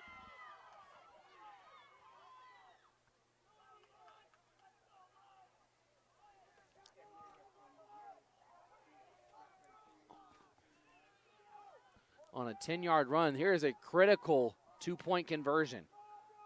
And they'll go outside, and they're going to finally get one in here. Ball carrier, extra try is good. So that time, the 9:44 mark. Camas County Mushers 28. Your Butte County Pirates 32. So Westergaard punches it in from 10 yards out. And a 4-point lead. Again, this is back-to-back touchdowns. Speaking of the 80s. So a 14-0 run right now for Butte County. Who is it? Who is it? Who is it? I know the song. Tricky. It's Run DMC. Come on. Man.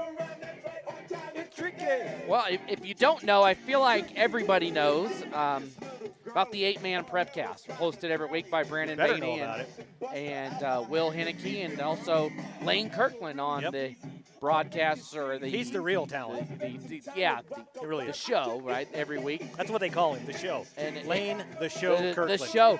And it is the most watched Prepcast. We have a North Idaho, we have a Treasure Valley, we have a Magic Valley, and we have an East Idaho. Which one do you do? I do the Treasure Valley. It's probably the least listened to.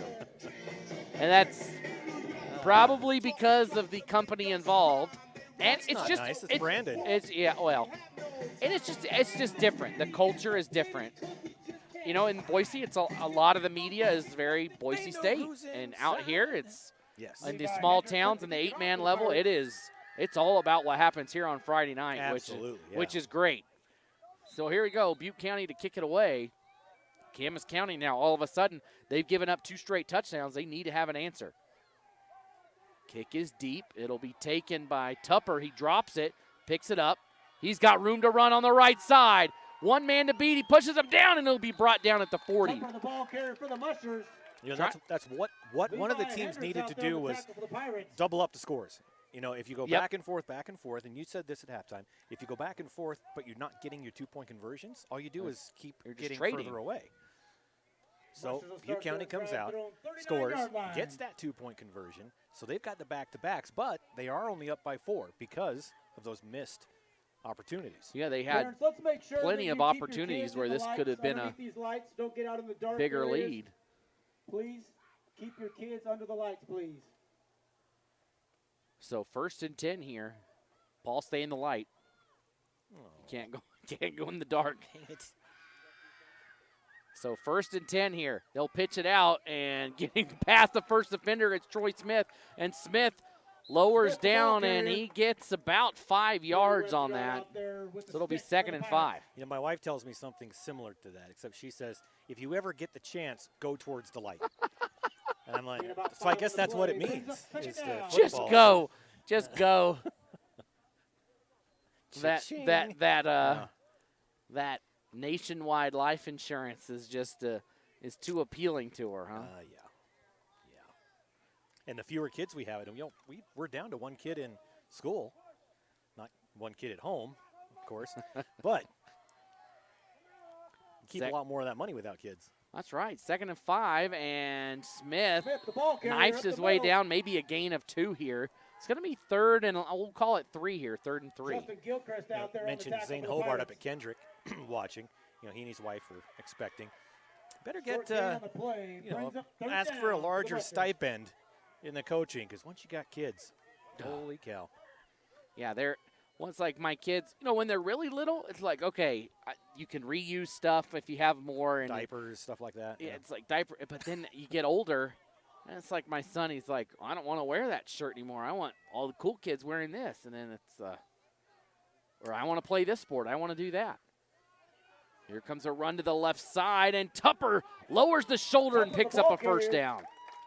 I played lacrosse in high school, and now my oldest son, he's been playing with my lacrosse stick in the backyard, and he's like, Dad, I want to do this. And I'm like, oh, all that gear. You're going to grow out of it in 2 years. And, Yeah, but we do it because we love them. Yeah. Like, I'm not going to say no. We're legally obliged to keep them alive till they're 18. So 1st and 10 right here at midfield. Camas County looking for the answer. 7:43 to go. They'll go right side. This is a new ball carrier. This is Patton, and he loses yards. Reef McAfee getting in that backfield. We had not seen Patton carry the ball, and he goes to the right side, nowhere to go. Smith must have needed to take a break. Boy, Rafe McAfee coming in like a wrecking ball. Throws him to the ground. Brings up 2nd down. Blasted out of a cannon. Always got to one-up me, huh? I Yeah. say wrecking ball, you go cannon. Well, you could have a wrecking ball shot out of a cannon. It's a big cannon. Well, never say never, Paul. I never do. Shoot for the stars. Oh, wait. 2nd and 15, under 7 minutes. Yeah, go towards the light. I don't want to drive back. Smith in the shotgun. Smith rolls right. He throws and it's dropped. Pass is incomplete. It's incomplete. It would have only been a pickup of 7, but it would have made it 3rd down and about 8 instead of 3rd and 15. So 3rd and 15. All of a sudden, a little bit of pressure here for Camas County. They have got to convert based on what we've seen for this Butte County offense. They are going to score when they want to score.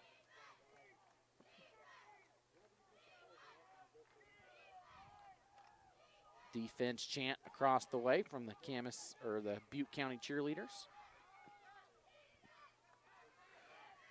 Smith, no one back there with Tristan Smith. 3 receivers here on the near side. And there's going to be a hold on this play. And that Smith is going to dump it down. It's going to be incomplete. We got a flag on the play. We'll see if Butte County accepts this or not.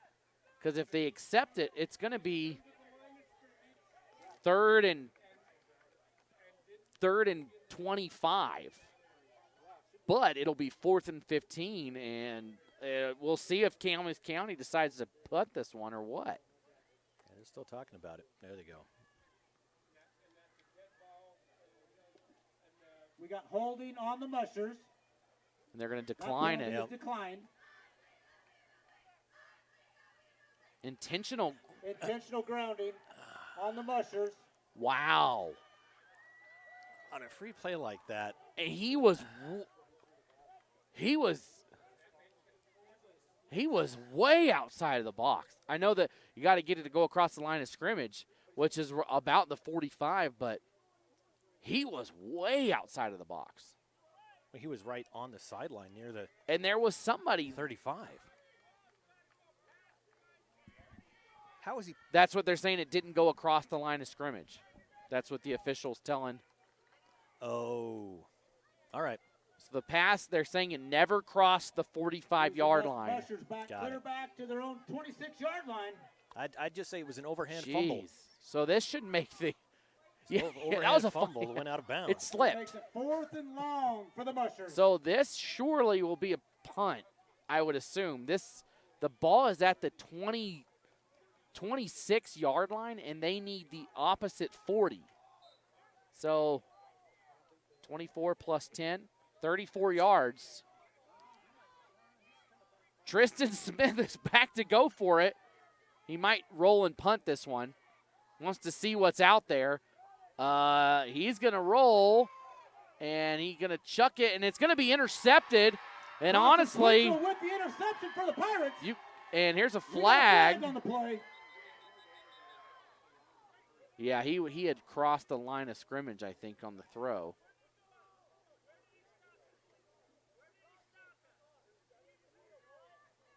See what the call is. They dropped it right at. Yeah, illegal forward pass. Illegal forward pass on the mushers. That penalty will be declined. Yeah.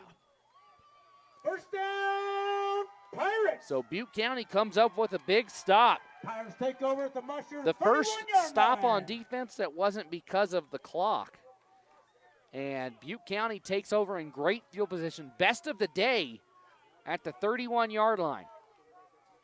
Camas County, the first mistake here of this game, the first turnover by either team.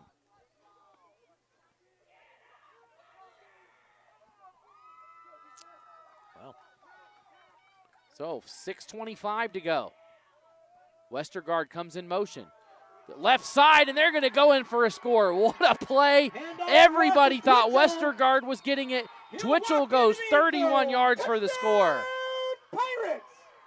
A little bit of extracurricular there in the back is after he threw that, Emmett Palin literally got a piggyback ride from the Butte County quarterback, Duke, and just stayed on his back. Like after the touchdown was done, and the official's right there, and Duke is like, he's just, sitting on my back. And then Westergaard had his back and kind of gave a little shove, and the official's like, yeah, everybody back to your corner. Let's go back over there. I saw him jump on his back, and then I looked back, and he was still there, like just hanging out. Hanging out. So the score is flipped. It was 28-18, now 38-18. So Butte County put up 20 straight points. Here's the two-point conversion. They get outside, and they're going to get it. Extra try is good. So now it is a 12-point game. Left to go in the third quarter. Two scores. Camas County Mushers 28. 6:17 to go, 40-28. 40. Butte County comes storming back. 3 straight touchdowns for the Pirates, and they have taken control here of this one.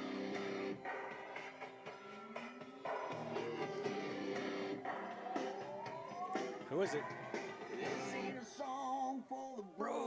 I don't know who it is, but I know the song. No, I was literally asking who is it. Oh. No. You don't know either. You make me look bad.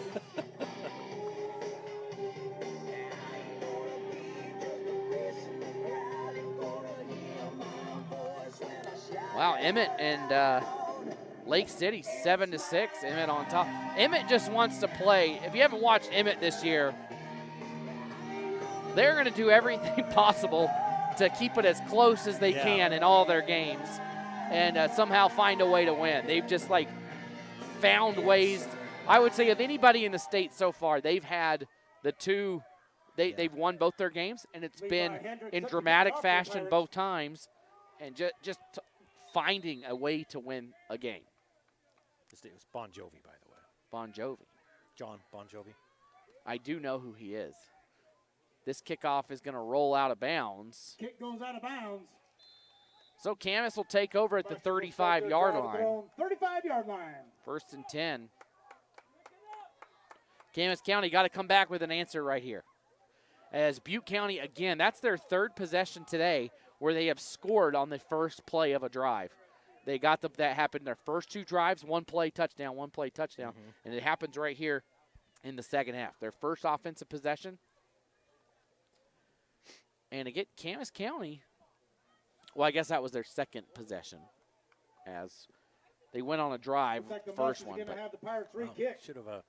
I've got my coat in the truck, and I thought I'm not even going to take it up there. It's 80 degrees. and now the sun is gone, and it's temperature's dropping a little bit. It's nice. I'm going to enjoy it before it's 95 degrees tomorrow in Boise. Is that what it's going to be? Well, I'm just It's been probably. Hot. It's been hot. And I wouldn't say in Boise because We don't live in there. We don't live in Boise. Yeah, don't say that out loud. Okay. Yeah, we're not about the Boise life. Lived in Boise once when I was 20. Oh no, it was 21. Yeah.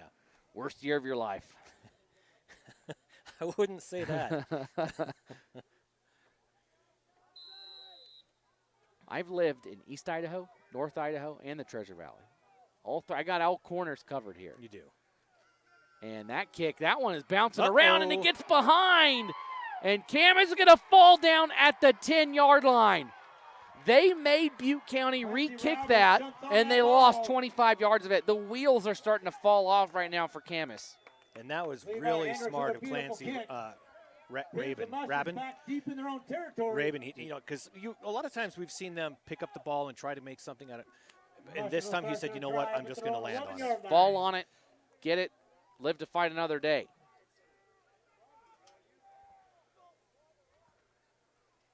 So the worst field position of the night for either team, as Camas County has 90 yards in front of them. And they're in the danger zone of this one getting away if they can't score here. They'll run left side and about 5-yard pickup there, and that's what Camas is going to do. They're going to pick up 5 to 6 yards per play and just chip away at it. So they pick up 5 here. It'll be 2nd and 5. Yards on the play brings up 2nd down for the Mushers.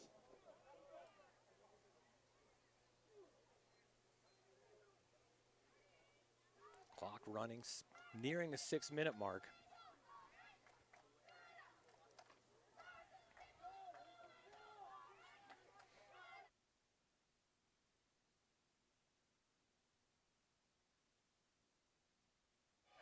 Second down.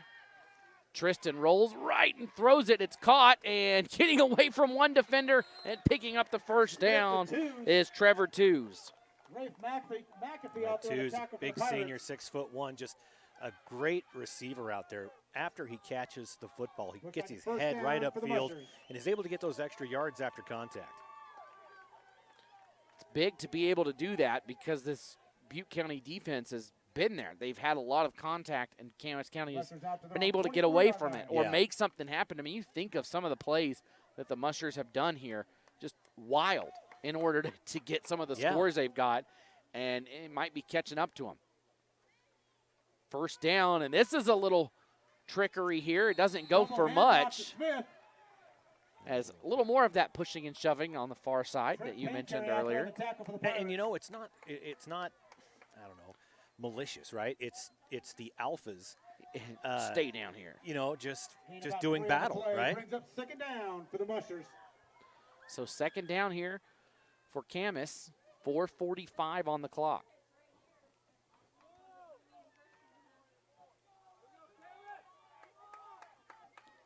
It'll be second down and about 7 after that short run. Tupper comes in motion across. They give it to Troy Smith, and Smith picks up about 5 yards. It'll be third and about 3. Boy, Weiser comes away 62-6. Whew. Charlie Kimberly over Fruitland, 20-3. Nice gain on the play. Brings up 3rd and 2. Fruitland struggling this year, 0-3. Yeah, they got a freshman quarterback, the brother of the Montana Grizzlies quarterback. They're just young. I know we mentioned this last week during the battle in Boise. You've got a freshman quarterback. You're just learning how to live high school. Like, yeah. That's already a big thing in and of itself, right? You move from middle to high school. And now, oh, you know what? Why don't you go be the leader of Friday Night Lights here? Yeah, Vidlak is his name. Yeah. And you're talking 14, 15-year-old kid. Yeah. You know? Pirate fans, we want to recognize our athletic boosters. That's always tough. So, A&A Market, 3:51 here in the third quarter. Ranch and Feeds, Lost Rivers Medical Center, Sparkle Salon. Again, thanks to our power boosters. Right now, we don't have any power boosters for Camas County, so if you own a business in Camas County, you want to be a power booster, just be sure to reach out. We'd love to have you on that. But Butte County, we've got ATC Communications, Pickles Place, as well as Ivy's Grocery. You know, if you're a power booster, we talk about you on the air, right? Every game, we'll give you a name mentioned here and there. You get a banner on the school page, so if you go to look up a schedule for your team, your banner's right there. People can click it and go right to your website, which is a great way to get involved. You bring people directly to you. That's what you want, right? You get something in return for that support, and that third down is going to go for a first down. That's always the big thing, right? So many businesses. There's so many on the wall here in Butte County that support, and they do great. This is just another great opportunity to you get something back, right? You get the chance to bring people to you, and you help us do this, right? You're watching it for free. This just helps us cover more games. I get the question a lot. Could you do this? And I'm like, we could do anything. Yeah. We just, if people want to step up and help, great.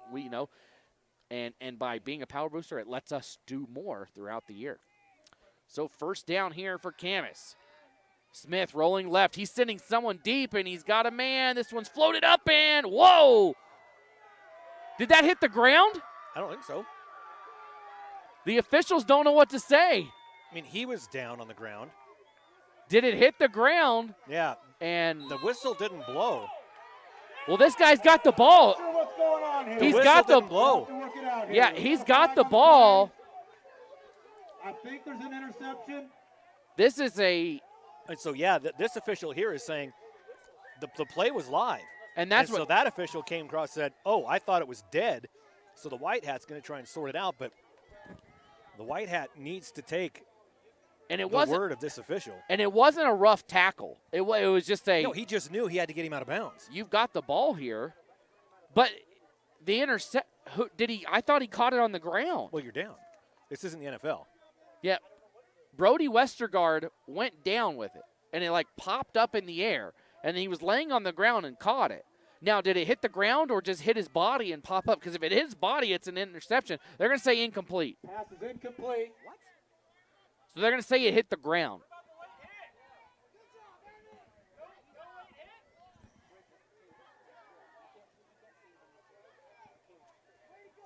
So the flag. The official thought it was an interception.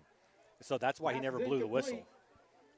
But after the other white hat, and he was the official that was right on top of it. Yeah, and he just got overruled. And nobody blew the whistle, and so somebody's running with the ball, and Camas says, well, shoot, this guy's got the ball. Yeah. If you don't blow the whistle and that guy runs, then they're going to put their arms up in the air and say touchdown. So after all that, 2nd and 10. That's just one where you just don't know if that ball hit the ground. And Cam is trying to hurry up. Direct snap to Troy Smith, and he's got nowhere to go, and he's wrapped up and brought down. Number 1, Trent Pancarry on the stop, and it's going to be 3rd and long. Well, if you have a play that doesn't go your way like that, that's a good way to come back and you come out hot. There's a saying for that. It's called the ball don't lie, right? Ball don't lie. So, yep, it was theirs for the taking there. So, like, you know what? You won't give us this. We'll just take it. Yep. But Camas has to figure out something. They need to right this ship. Down 40-28. I mean, this is a completely different team than we saw in the first half. But actually on both sides. This is a completely different Butte County team, too. Yeah, the Camas team has just not been able to get the chunk yard. And it's Smith. He has not been able to get outside. That defense for Butte County has kind of figured it out. Tristan Smith, he'll go left side. It's caught and losing footing. And there goes the ball is out. It's fumbled, and it's picked up by the Pirates. We got a fumble on the play. Again, ball don't lie. I really think that was an interception back there. With the Pirates. So Charles Bragg comes up with the fumble recovery. And you know what? At the end of the day, better position if you're that's true. If you're Butte County, right? That interception was around the 35. You had to play what? Three more plays of defense. Yeah, you just needed to work it out. So Camas really needs to put their defense has to put a stop here. Well, you were right. This is starting to get into a 3-score game. I'm glad this is being recorded. Heard it here. Paul was right. Here's a run by Westergaard, and there is the first time, I think, that there is a stop for a loss here. Or not only a loss, but maybe just a no gain here. And Razor Duke is down right now. Palin came through and leveled him. And now they're going to throw the flag. Got a flag on the play. That is...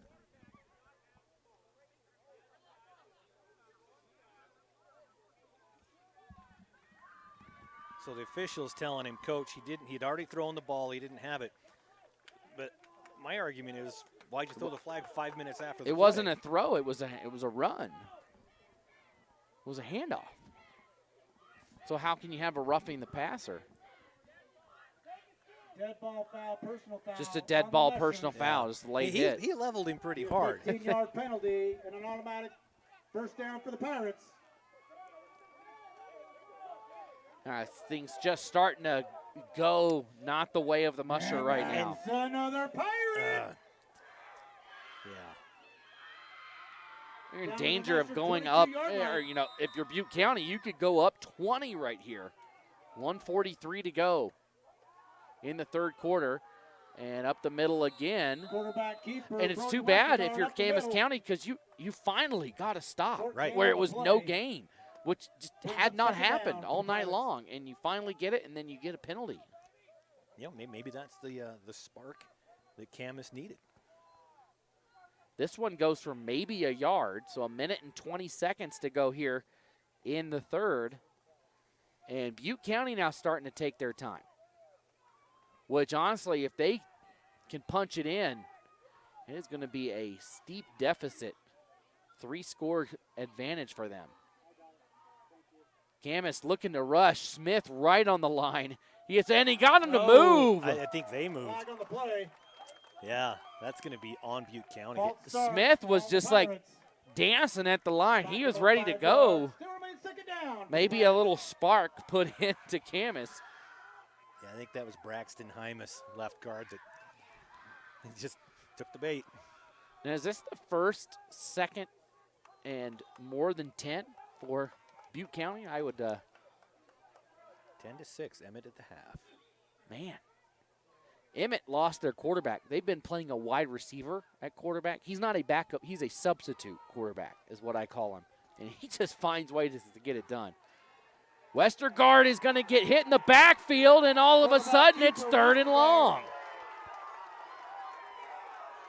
There is a spark over here for Camas County right now. Sometimes that can happen when things don't go your way. You get a little bit of, anger, a little bit of craw in your gut, and you. It seems like everything's gone wrong for them over the last, essentially, quarter and a half, since halfway through that second quarter, but they're still only down 2 scores. They're all behind the line. Oh, my gosh. Wow. Who's not behind the line? The coach. Tell me, look at this coach. Look, Butte County's coach is right up by the official. Why can he do that? Yeah, I don't know, man. This is wild. And that'll do it. That'll do it. We'll take a quick break and be back with the fourth and final quarter of play here on IdahoSports.com.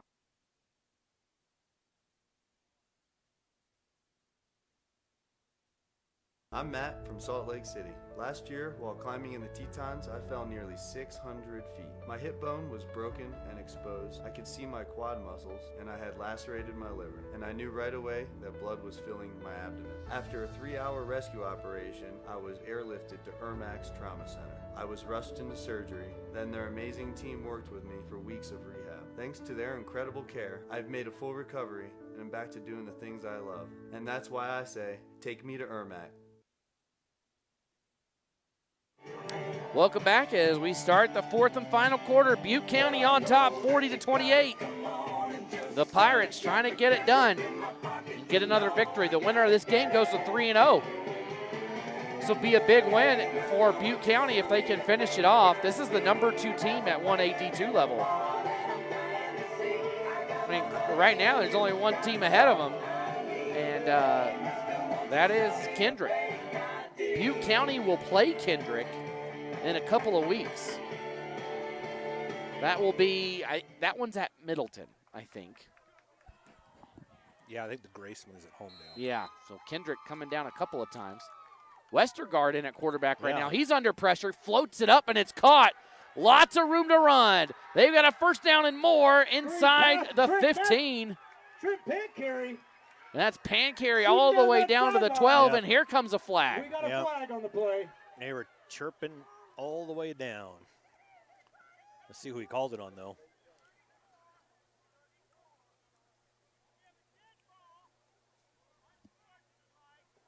Dead ball, unsportsmanlike conduct on the Mushers. So another dead ball foul on Camas County. So the ball got all the way down to about the 12, so this should be down to about the 6. And that's another Pirate. First and goal. Yeah. Was it a Pirate first down? I mean, Camas really got those yards for him, so it's kind of a Camas first down for the Pirates. Yeah. Man, what a drive here by Butte County. They've been getting penalty yards. Yeah, they just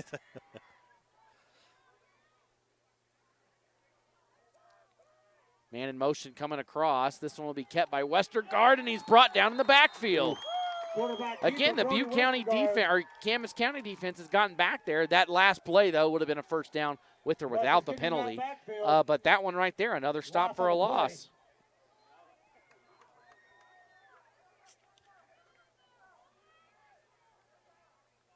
Ooh, Bear Lake beat Firth 14-13. Wow, 1-point game. Game-winning 80-yard touchdown reception on a screen pass in the fourth. Oof, in the fourth quarter, 80 yards.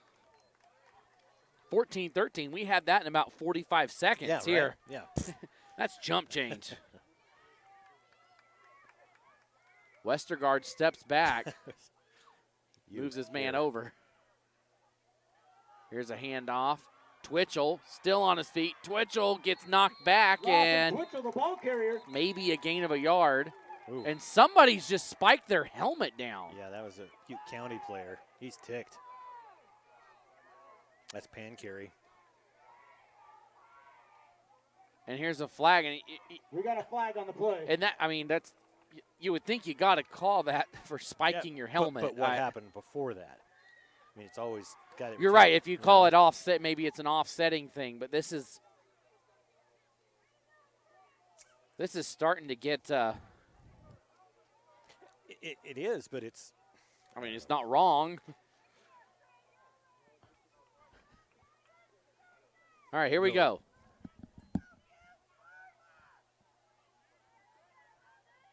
We got unsportsmanlike on the Pirates. So this is going to knock them back 15 yards. It was dead ball, so the play counts. It's a dead ball foul, so it'll be 15 yards from that spot. So that was a first down play. No, that was that the second down? That was so. Third and long. Yeah, third down and long now. This is definitely go for it territory right now. It's Sam's out there now. It's and goal. So they've got 2 plays to go 21 yards, which really hasn't been much of a problem for Butte County tonight. Coach Thorngren's out there. Didn't get an explanation, but talked to his quarterback. Yeah, So we haven't seen Razor Duke since he got hurt earlier in this drive. It's been all Westergaard in the backfield. And Butte County trying to figure stuff out here. Westergaard hands it off up the middle.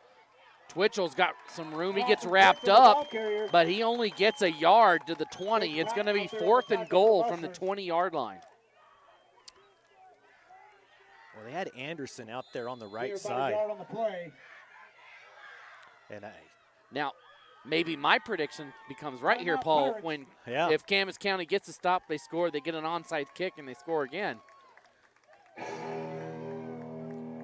It's still 9:40 to go in this one, and we've seen it only takes 48 seconds to see 28 points scored, which just never know. Right now, Butte County really seems to have the momentum in terms of moving the ball, but on this specific drive, somehow Camas County seems to be the one, even though it keeps going down. This is 4th down. I wouldn't be surprised to see a 1st down off of a penalty. Right. Because it's just what's happened on this drive. It's what we do. It's just gone on and on. Tell you what, we got to Angie McAfee, the athletic director here.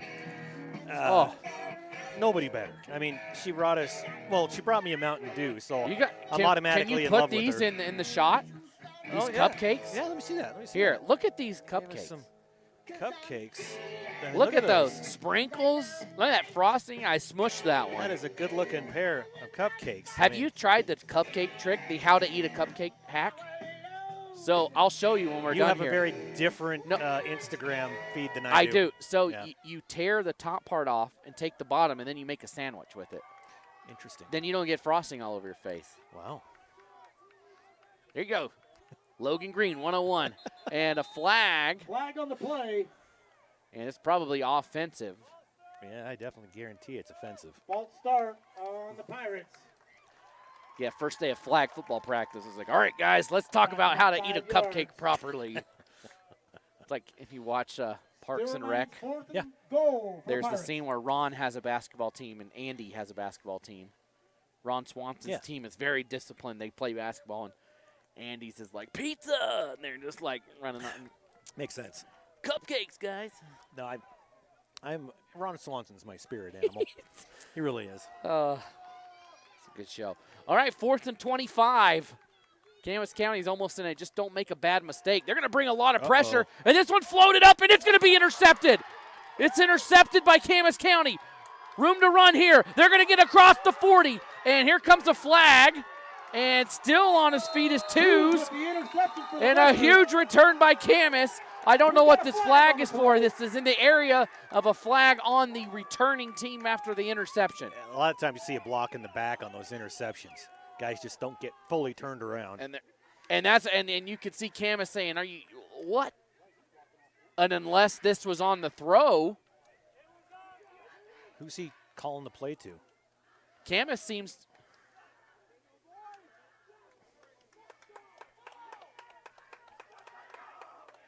What? He looked the other way. We still don't know what the call was.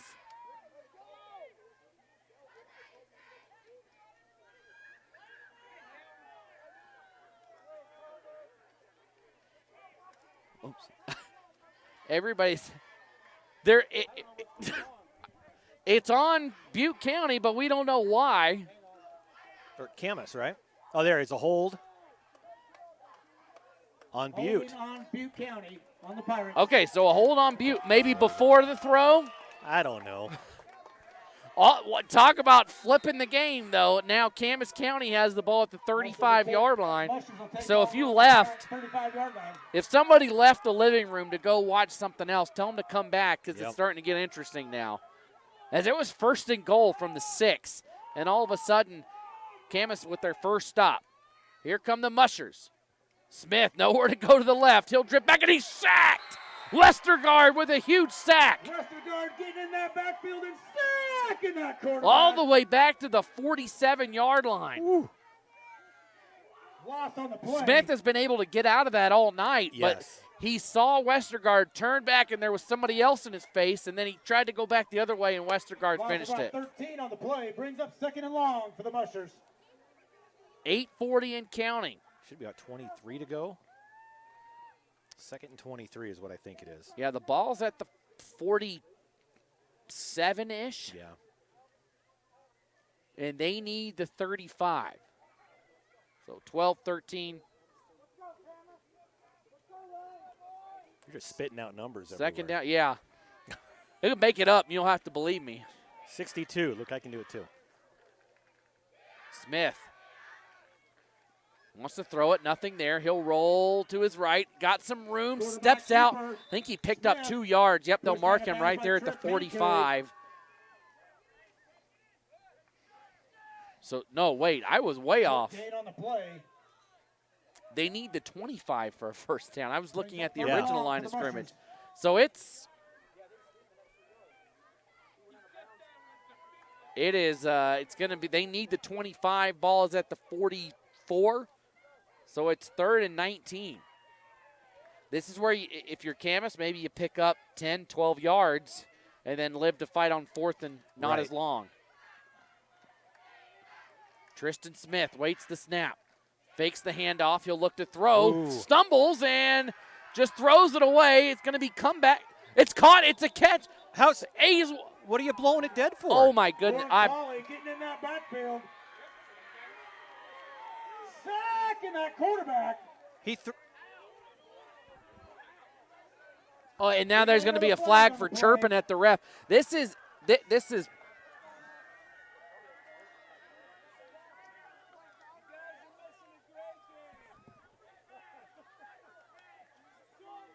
Dead ball foul. Unsportsmanlike conduct on the Mushers. so they said he got sacked, but he got that ball away. Yeah. I mean, it. It'll back the Mushers up another 15 yards. I mean, where's? Never mind. And this is gonna be 4th and a mile. They need to get the ball to Fairfield. They could get to Fairfield and still not get a first down from here. Almost a Mackey. The ball. Okay, it's just. But see what this does. Either way, what this does is it. When there's upsetting calls, right or wrong, it makes tempers flare, and the tempers flare between the players. So you're inviting this game to get out of hand physically by doing this. Yeah, it's 4th and 48. Go deep in the playbook for this one. They're going to punt it. The first one of the day. That's a good kick here. This one will bounce and still rolling. This one's going to get inside the 20. Oh, no. And bobbling it, and Westergaard is brought down. Westergaard goes down. Oh, my goodness. Talk about flipping the field. No kidding. Brody Westergaard on the return. Westergaard almost didn't get that. Well, it actually hit the turf and bounced back to him. That's usually like a turf bounce. That hit the grass and bounced back to him. Deep in their own territory. So they're down inside the 10 at the 7-yard line. That was we'll bite our tongues. Pirates will start their drive their own 7-yard line. This game is taking long, and I heard somebody say it, like, missing a great game out there. It's been a great game, and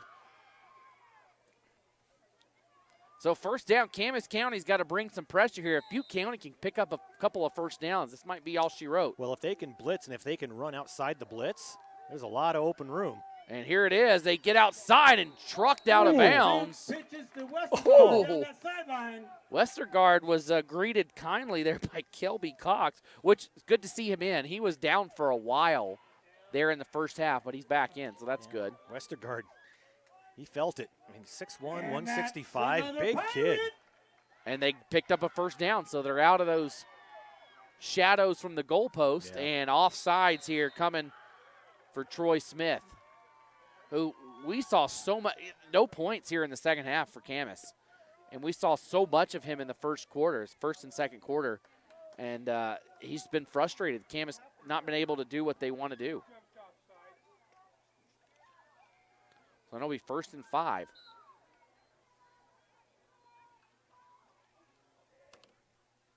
A pitch out to Westergaard, going the right side. And not going to get him. And all the way to the house. This is going to go 80 yards. Westergaard. Westergaard shoot down that sideline. 80-yard touchdown, a 75-yard touchdown run after the penalty. And that might be the exclamation point.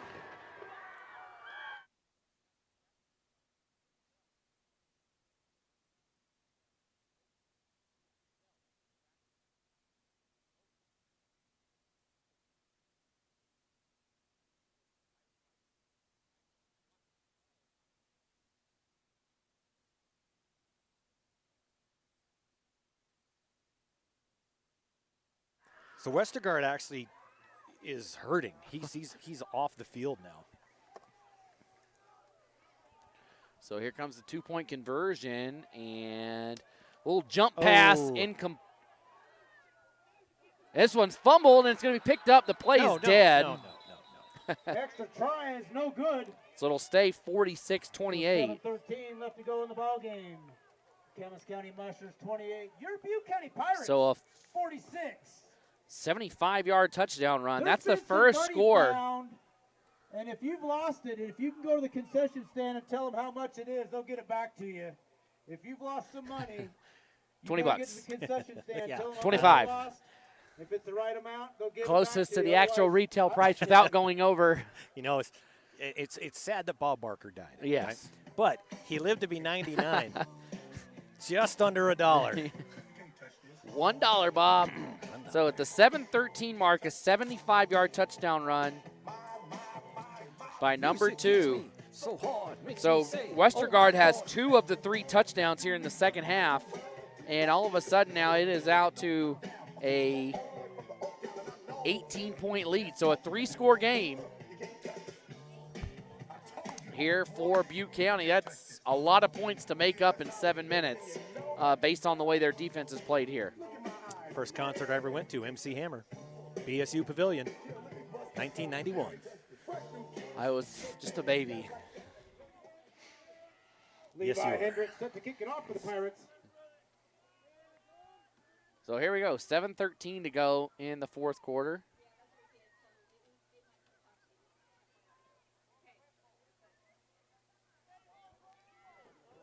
All right. He's waiting for the whistle, and no one's blowing it.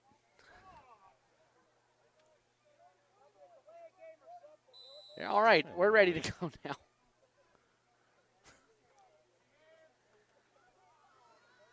And this one goes deep, and Tupper's got it. Catches it on the run. He's got a head of steam, and he's got a lot of room. Tupper's across midfield. He's going to get caught up to and knocked out of bounds. Tupper on the return for the Mushers.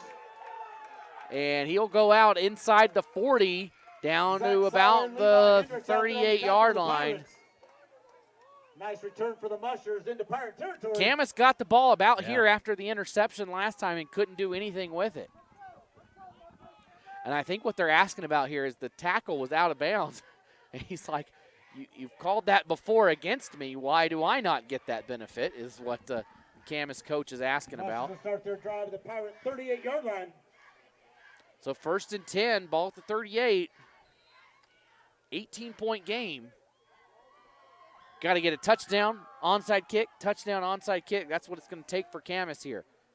Smith in the shotgun. He's got trips up top. 4 blockers on the line. Smith wants to go deep here, but the receivers are just standing. Nobody's moving. Pass is incomplete. If you don't move and you've got defenders right there, he can't throw it. That quarterback. The receivers all kind of stopped around the 35-yard line, and there was no one. Brings up second Everybody down had for a the man Mushers. on him, so now it'll be 2nd and 10. Rest in peace to our internet box that just fell about 20 feet to the ground. I was just thinking about last month when I went into T-Mobile and said, you know what, I don't need the insurance on any of these. It's just an extra $5 a month. Oh, no. Yeah. There's a handoff. Troy Smith waits for a hold. What patience right there. He waited and waited and waited for that hole to open and finally takes it, and he's got a first down. You know, and that's a sign of a good running back. You're patient, you wait for your blockers to do their thing, and then you take what they give you. I think maybe it'll actually be third down, third and are they going to measure this? Official timeout. Probably. So they're going to measure this. Looks like they're going to measure. They moved the ball to where this near official is. It's been a measuring contest most of the night. And, I mean, he's very close. And the official on the other side actually held up his hands like 6 inches away and was like, yeah, it's. And, Paul, you talked about the decision to not bring a jacket. And right now, it's a little chilly right now. I'm not going to complain, though. And Looks short. Like just short of that line to gain. And that's exactly what the official, and he just lifted up his hands like, yeah, that was I pretty had obvious. it, guys. and they measured like 3 feet from the marker.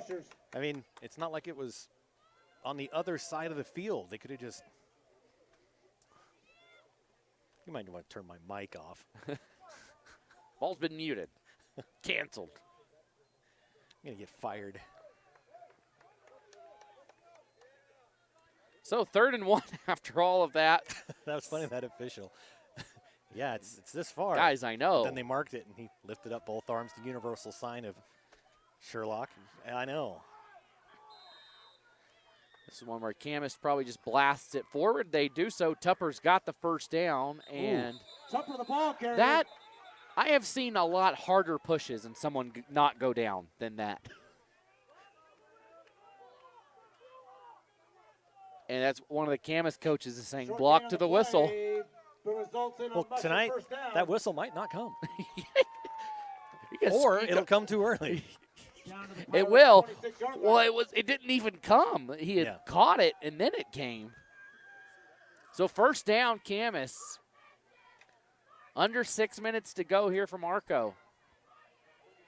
9:23 local time. Most every other game is done. And games we do up north in Pacific time. In the mountain time zone are done at least. Tupper, handoff left side, room to run, and here comes a flag. Probably going to be a hold. That's right in the area of where it would be. Yep. I think they got Berg on the hold there. It was a good run, and Berg's on the right side of the line, and the run was to the left. Probably not even one of those that needed to occur. We'll back him up 10 yards. So it's going to come back 10 more yards, back to the 35.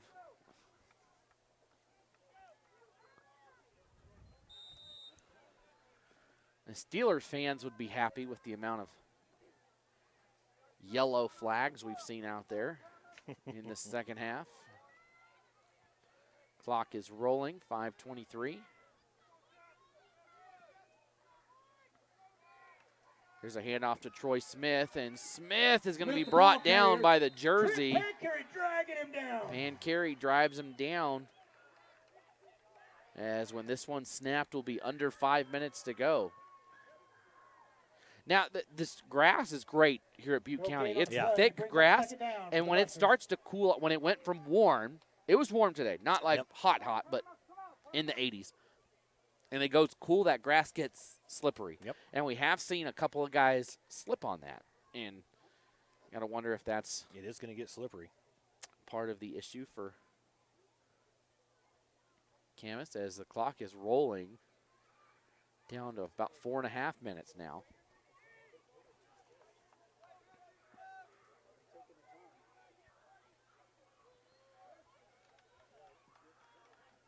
They'll break the huddle and move up.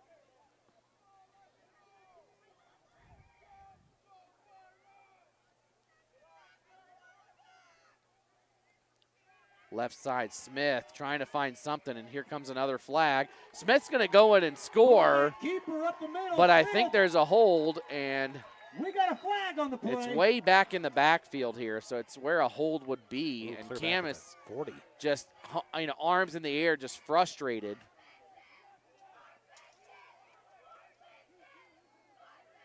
Holding.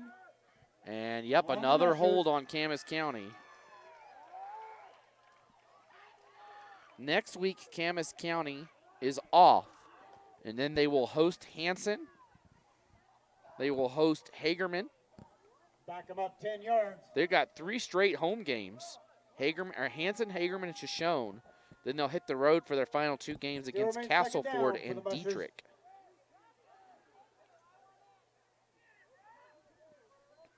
Butte County, on the other hand, next week, they will be here at home against Water Springs. We drove right past that, their school this morning. Seems like 2 days ago, but it was just this morning. Yeah, and it does. Jeez. Then they'll be on the road, or they'll be playing a game.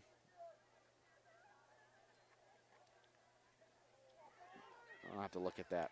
And there's a stop. Smith, the ball carrier up the middle. They're playing at Homedale against Council. Ross and Twitchell and company in there I'm on the not tackle for the going Pirates. to look at that. Yeah. Short We're gain doing on that game. play. Brings up 3rd down for the Mushers. I said that in the beginning. I know. I thought it was it's Butte County? Yeah. For some reason, I was thinking it was Kendrick. No. Well, I got to get my ducks in a row then, I guess. But we'll be there for that game, and then they play Kendrick at Middleton, and we'll be there for that game as well. So Butte County on the schedule a couple of times here on Idaho Sports. And Smith rolls right. He's got to get rid of this thing, and the player slips. He goes left. He's got some room if his blockers can get there, and he'll scoot out of bounds. All over the place. And that'll be 4th down. It's going to be 4th and Bradford about. Gammon out there running him out of He bounds. got maybe 2 yards, so 4th and 25. That was funny. Brings up 4th and long for the Mushers. A Camas fan just screamed, "Float like a butterfly, sting like a bee." She did it much better than me, though. So it's okay. So Kendrick plays Grace at Homedale too. I feel like no one's listening. So there's I heard I'm what just you kidding. said. Keep going. Well, I was just trying to figure out. I was like, what's going on? Keep going. So Kendrick. Two teams play at Homedale. Butte County will be there. So 4th down, they're going to say no gain. It's going to be right where it was, 4th and 27. 3:05 on the clock, 46-28 Butte County. Smith, receiver's got to run. He's just been dancing back there all night. He finally chucks it to his twin brother, and Troy's got some room, and he's got blockers, and the defense catches up to him, and he gets all the way back to the original line of scrimmage. Got 17 yards, but when you need 27, that's just not enough. Turnover on downs. So Butte County can probably run this clock out with a 1st down or 2 here on this drive. Take over at their own 25-yard line. Well, it was a decent punt, right? It was. Yeah, 17 yards. Punt, basically. Well, Paul, you were right. Second half, Butte County kind of wore down Camas County and pulled away. You said a 3-score game, and that's what it's at. I'm not going to say I'm good, but that's why not you're gonna the not boss. say. That's why he's the boss. That has nothing to do with it. So 2:43 to go. And a timeout going to be called here by Butte County.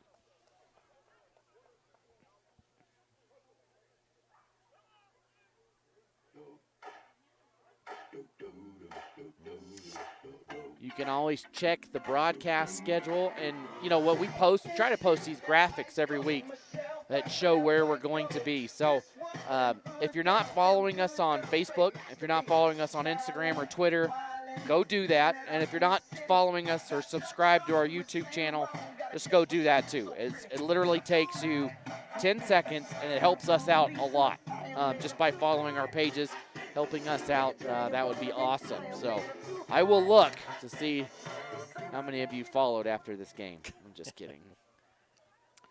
No, it's a long ride home. It is. Got nothing else to do, so.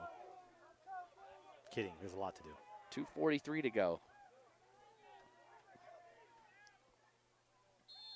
And they're in the I formation. Just want to not get anybody hurt. And here's a pickup of about 5 yards. And Twitchell picks up 5. And He's down. No, he's hopping up. Well, he's not really hopping up. This is exactly what you do not want as a coach. It's over. Yeah. Just don't get hurt, guys. Yep. On both sides. On the play, brings up second down for the Pirates. So Butte County going to come away with a big win here, 46-28 the score right now, as this should bode well for them going forward, right? This is going to be a good max preps win for them. That's because that's what it's all about in nowadays. Here's another run right side and stuffed. Ross and Twitch on the ball carrier. Yeah, that was a big hit there right in the middle. And both teams are just hitting hard right now. And it's like, don't get hurt, guys. It's not worth it right now. Yeah, I'd get 18 out of there. At a 4A, 5A game, he would have been out. Well, he just sat back down. Oh, no. So. Hey, bud, get up and play. No. Yeah, he's out. Yeah, he needs to come out. Yeah, he has to get off.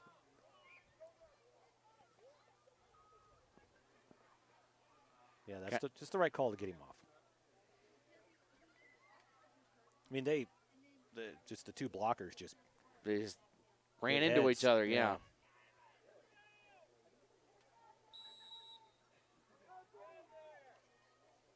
The ball is out, and I think Camas has it.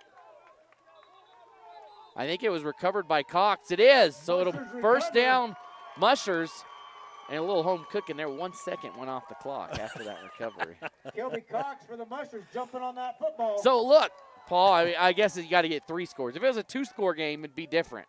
You could score and get the ball back. But Pirate 24-yard line. Can we see 3 touchdown comeback in a minute 19? Yeah, absolutely.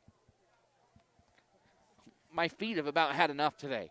We got to Freeman Park in Idaho Falls around 8:30 this morning.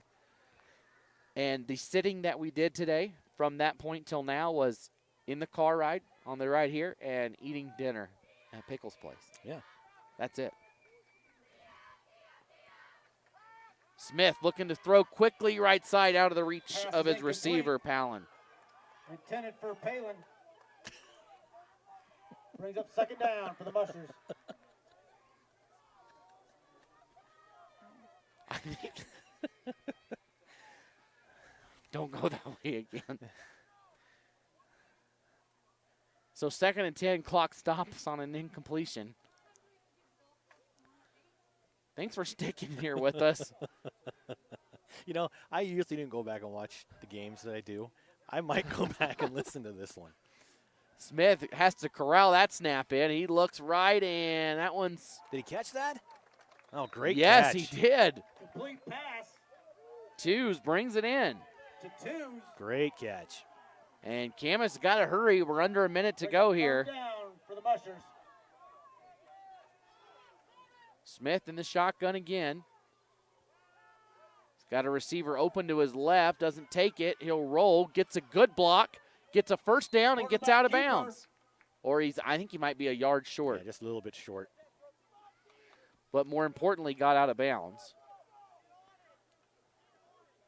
Looks like he's just short of that line to gain. Brings up 4th and short for the So Mushers. 4th and about 1. 45 seconds to go. It's going to take a lot of things to go right and a lot of things to go wrong for Butte County for the Mushers to come away here with a win as they're trying to get all their personnel lined up. He's got twins stacked to the left of Smith. He's got 5 blockers right here on the line. Looking left, nothing there. Again, Nice he's move. having to move and loses the ball. It's recovered. Fumble on the play. Did he get the first down? I think he did. Tupper with the recovery. But they're going to spot it at the point of the fumble. I think But it was recovered, so. Pirates will take over on downs. Because you can't. you know, sometimes you can't fumble it forward, but Yeah, you can't I've advance seen it people forward. fumble it forward and they count it. I know. But a couple of victory formations here for Butte County. I think just one should do it. Yep. We'll name our Idaho Transportation Department player of the game. Right when this one is done, we'll step away just for a 30-second break and then have that player of the game for you. Well, let's do it now. Yeah, we'll take a 30-second break, and then we'll be right back here on Idaho Sports. Yeah, I know a little something about myths. Like the myth that speeding isn't dangerous. Oh, and that myth you can tailgate at a safe distance. Or that you could safely weave in and out of traffic. Don't be fooled by myths. You'll get yourself into a hairy situation. Stay focused on the road. Be a legend like me. Have you heard the one about Charlie over at Pay Lake?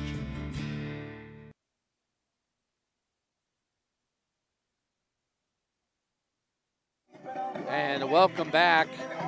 Again, the game is not over, but it's over. Butte County is already in the victory formation.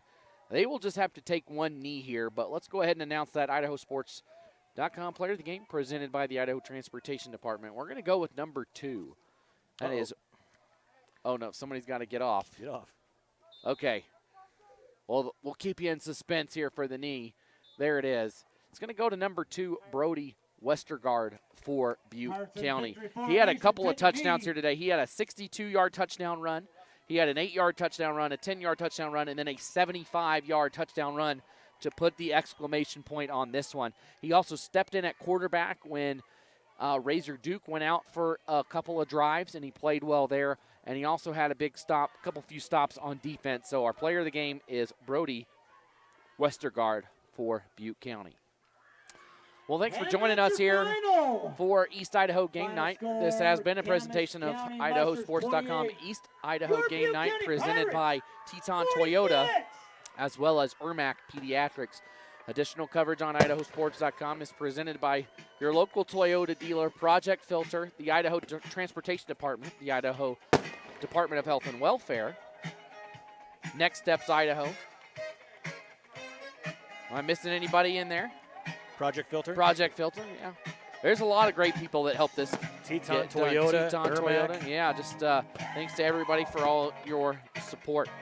Camas County falls to Butte County tonight here, 46-28 on IdahoSports.com. Thanks to everybody here at Butte County for helping us get set up and bring this game to you. Bringing us food up here. Thanks, Angie. Yeah, we can't complain. You're my favorite. About any of that. Again, congratulations, Brody Westergaard, our IdahoSports.com player of the game. Well, that'll do it here from Arco. I'm Logan Green, Paul Kingsbury. We'll see you next week, everybody.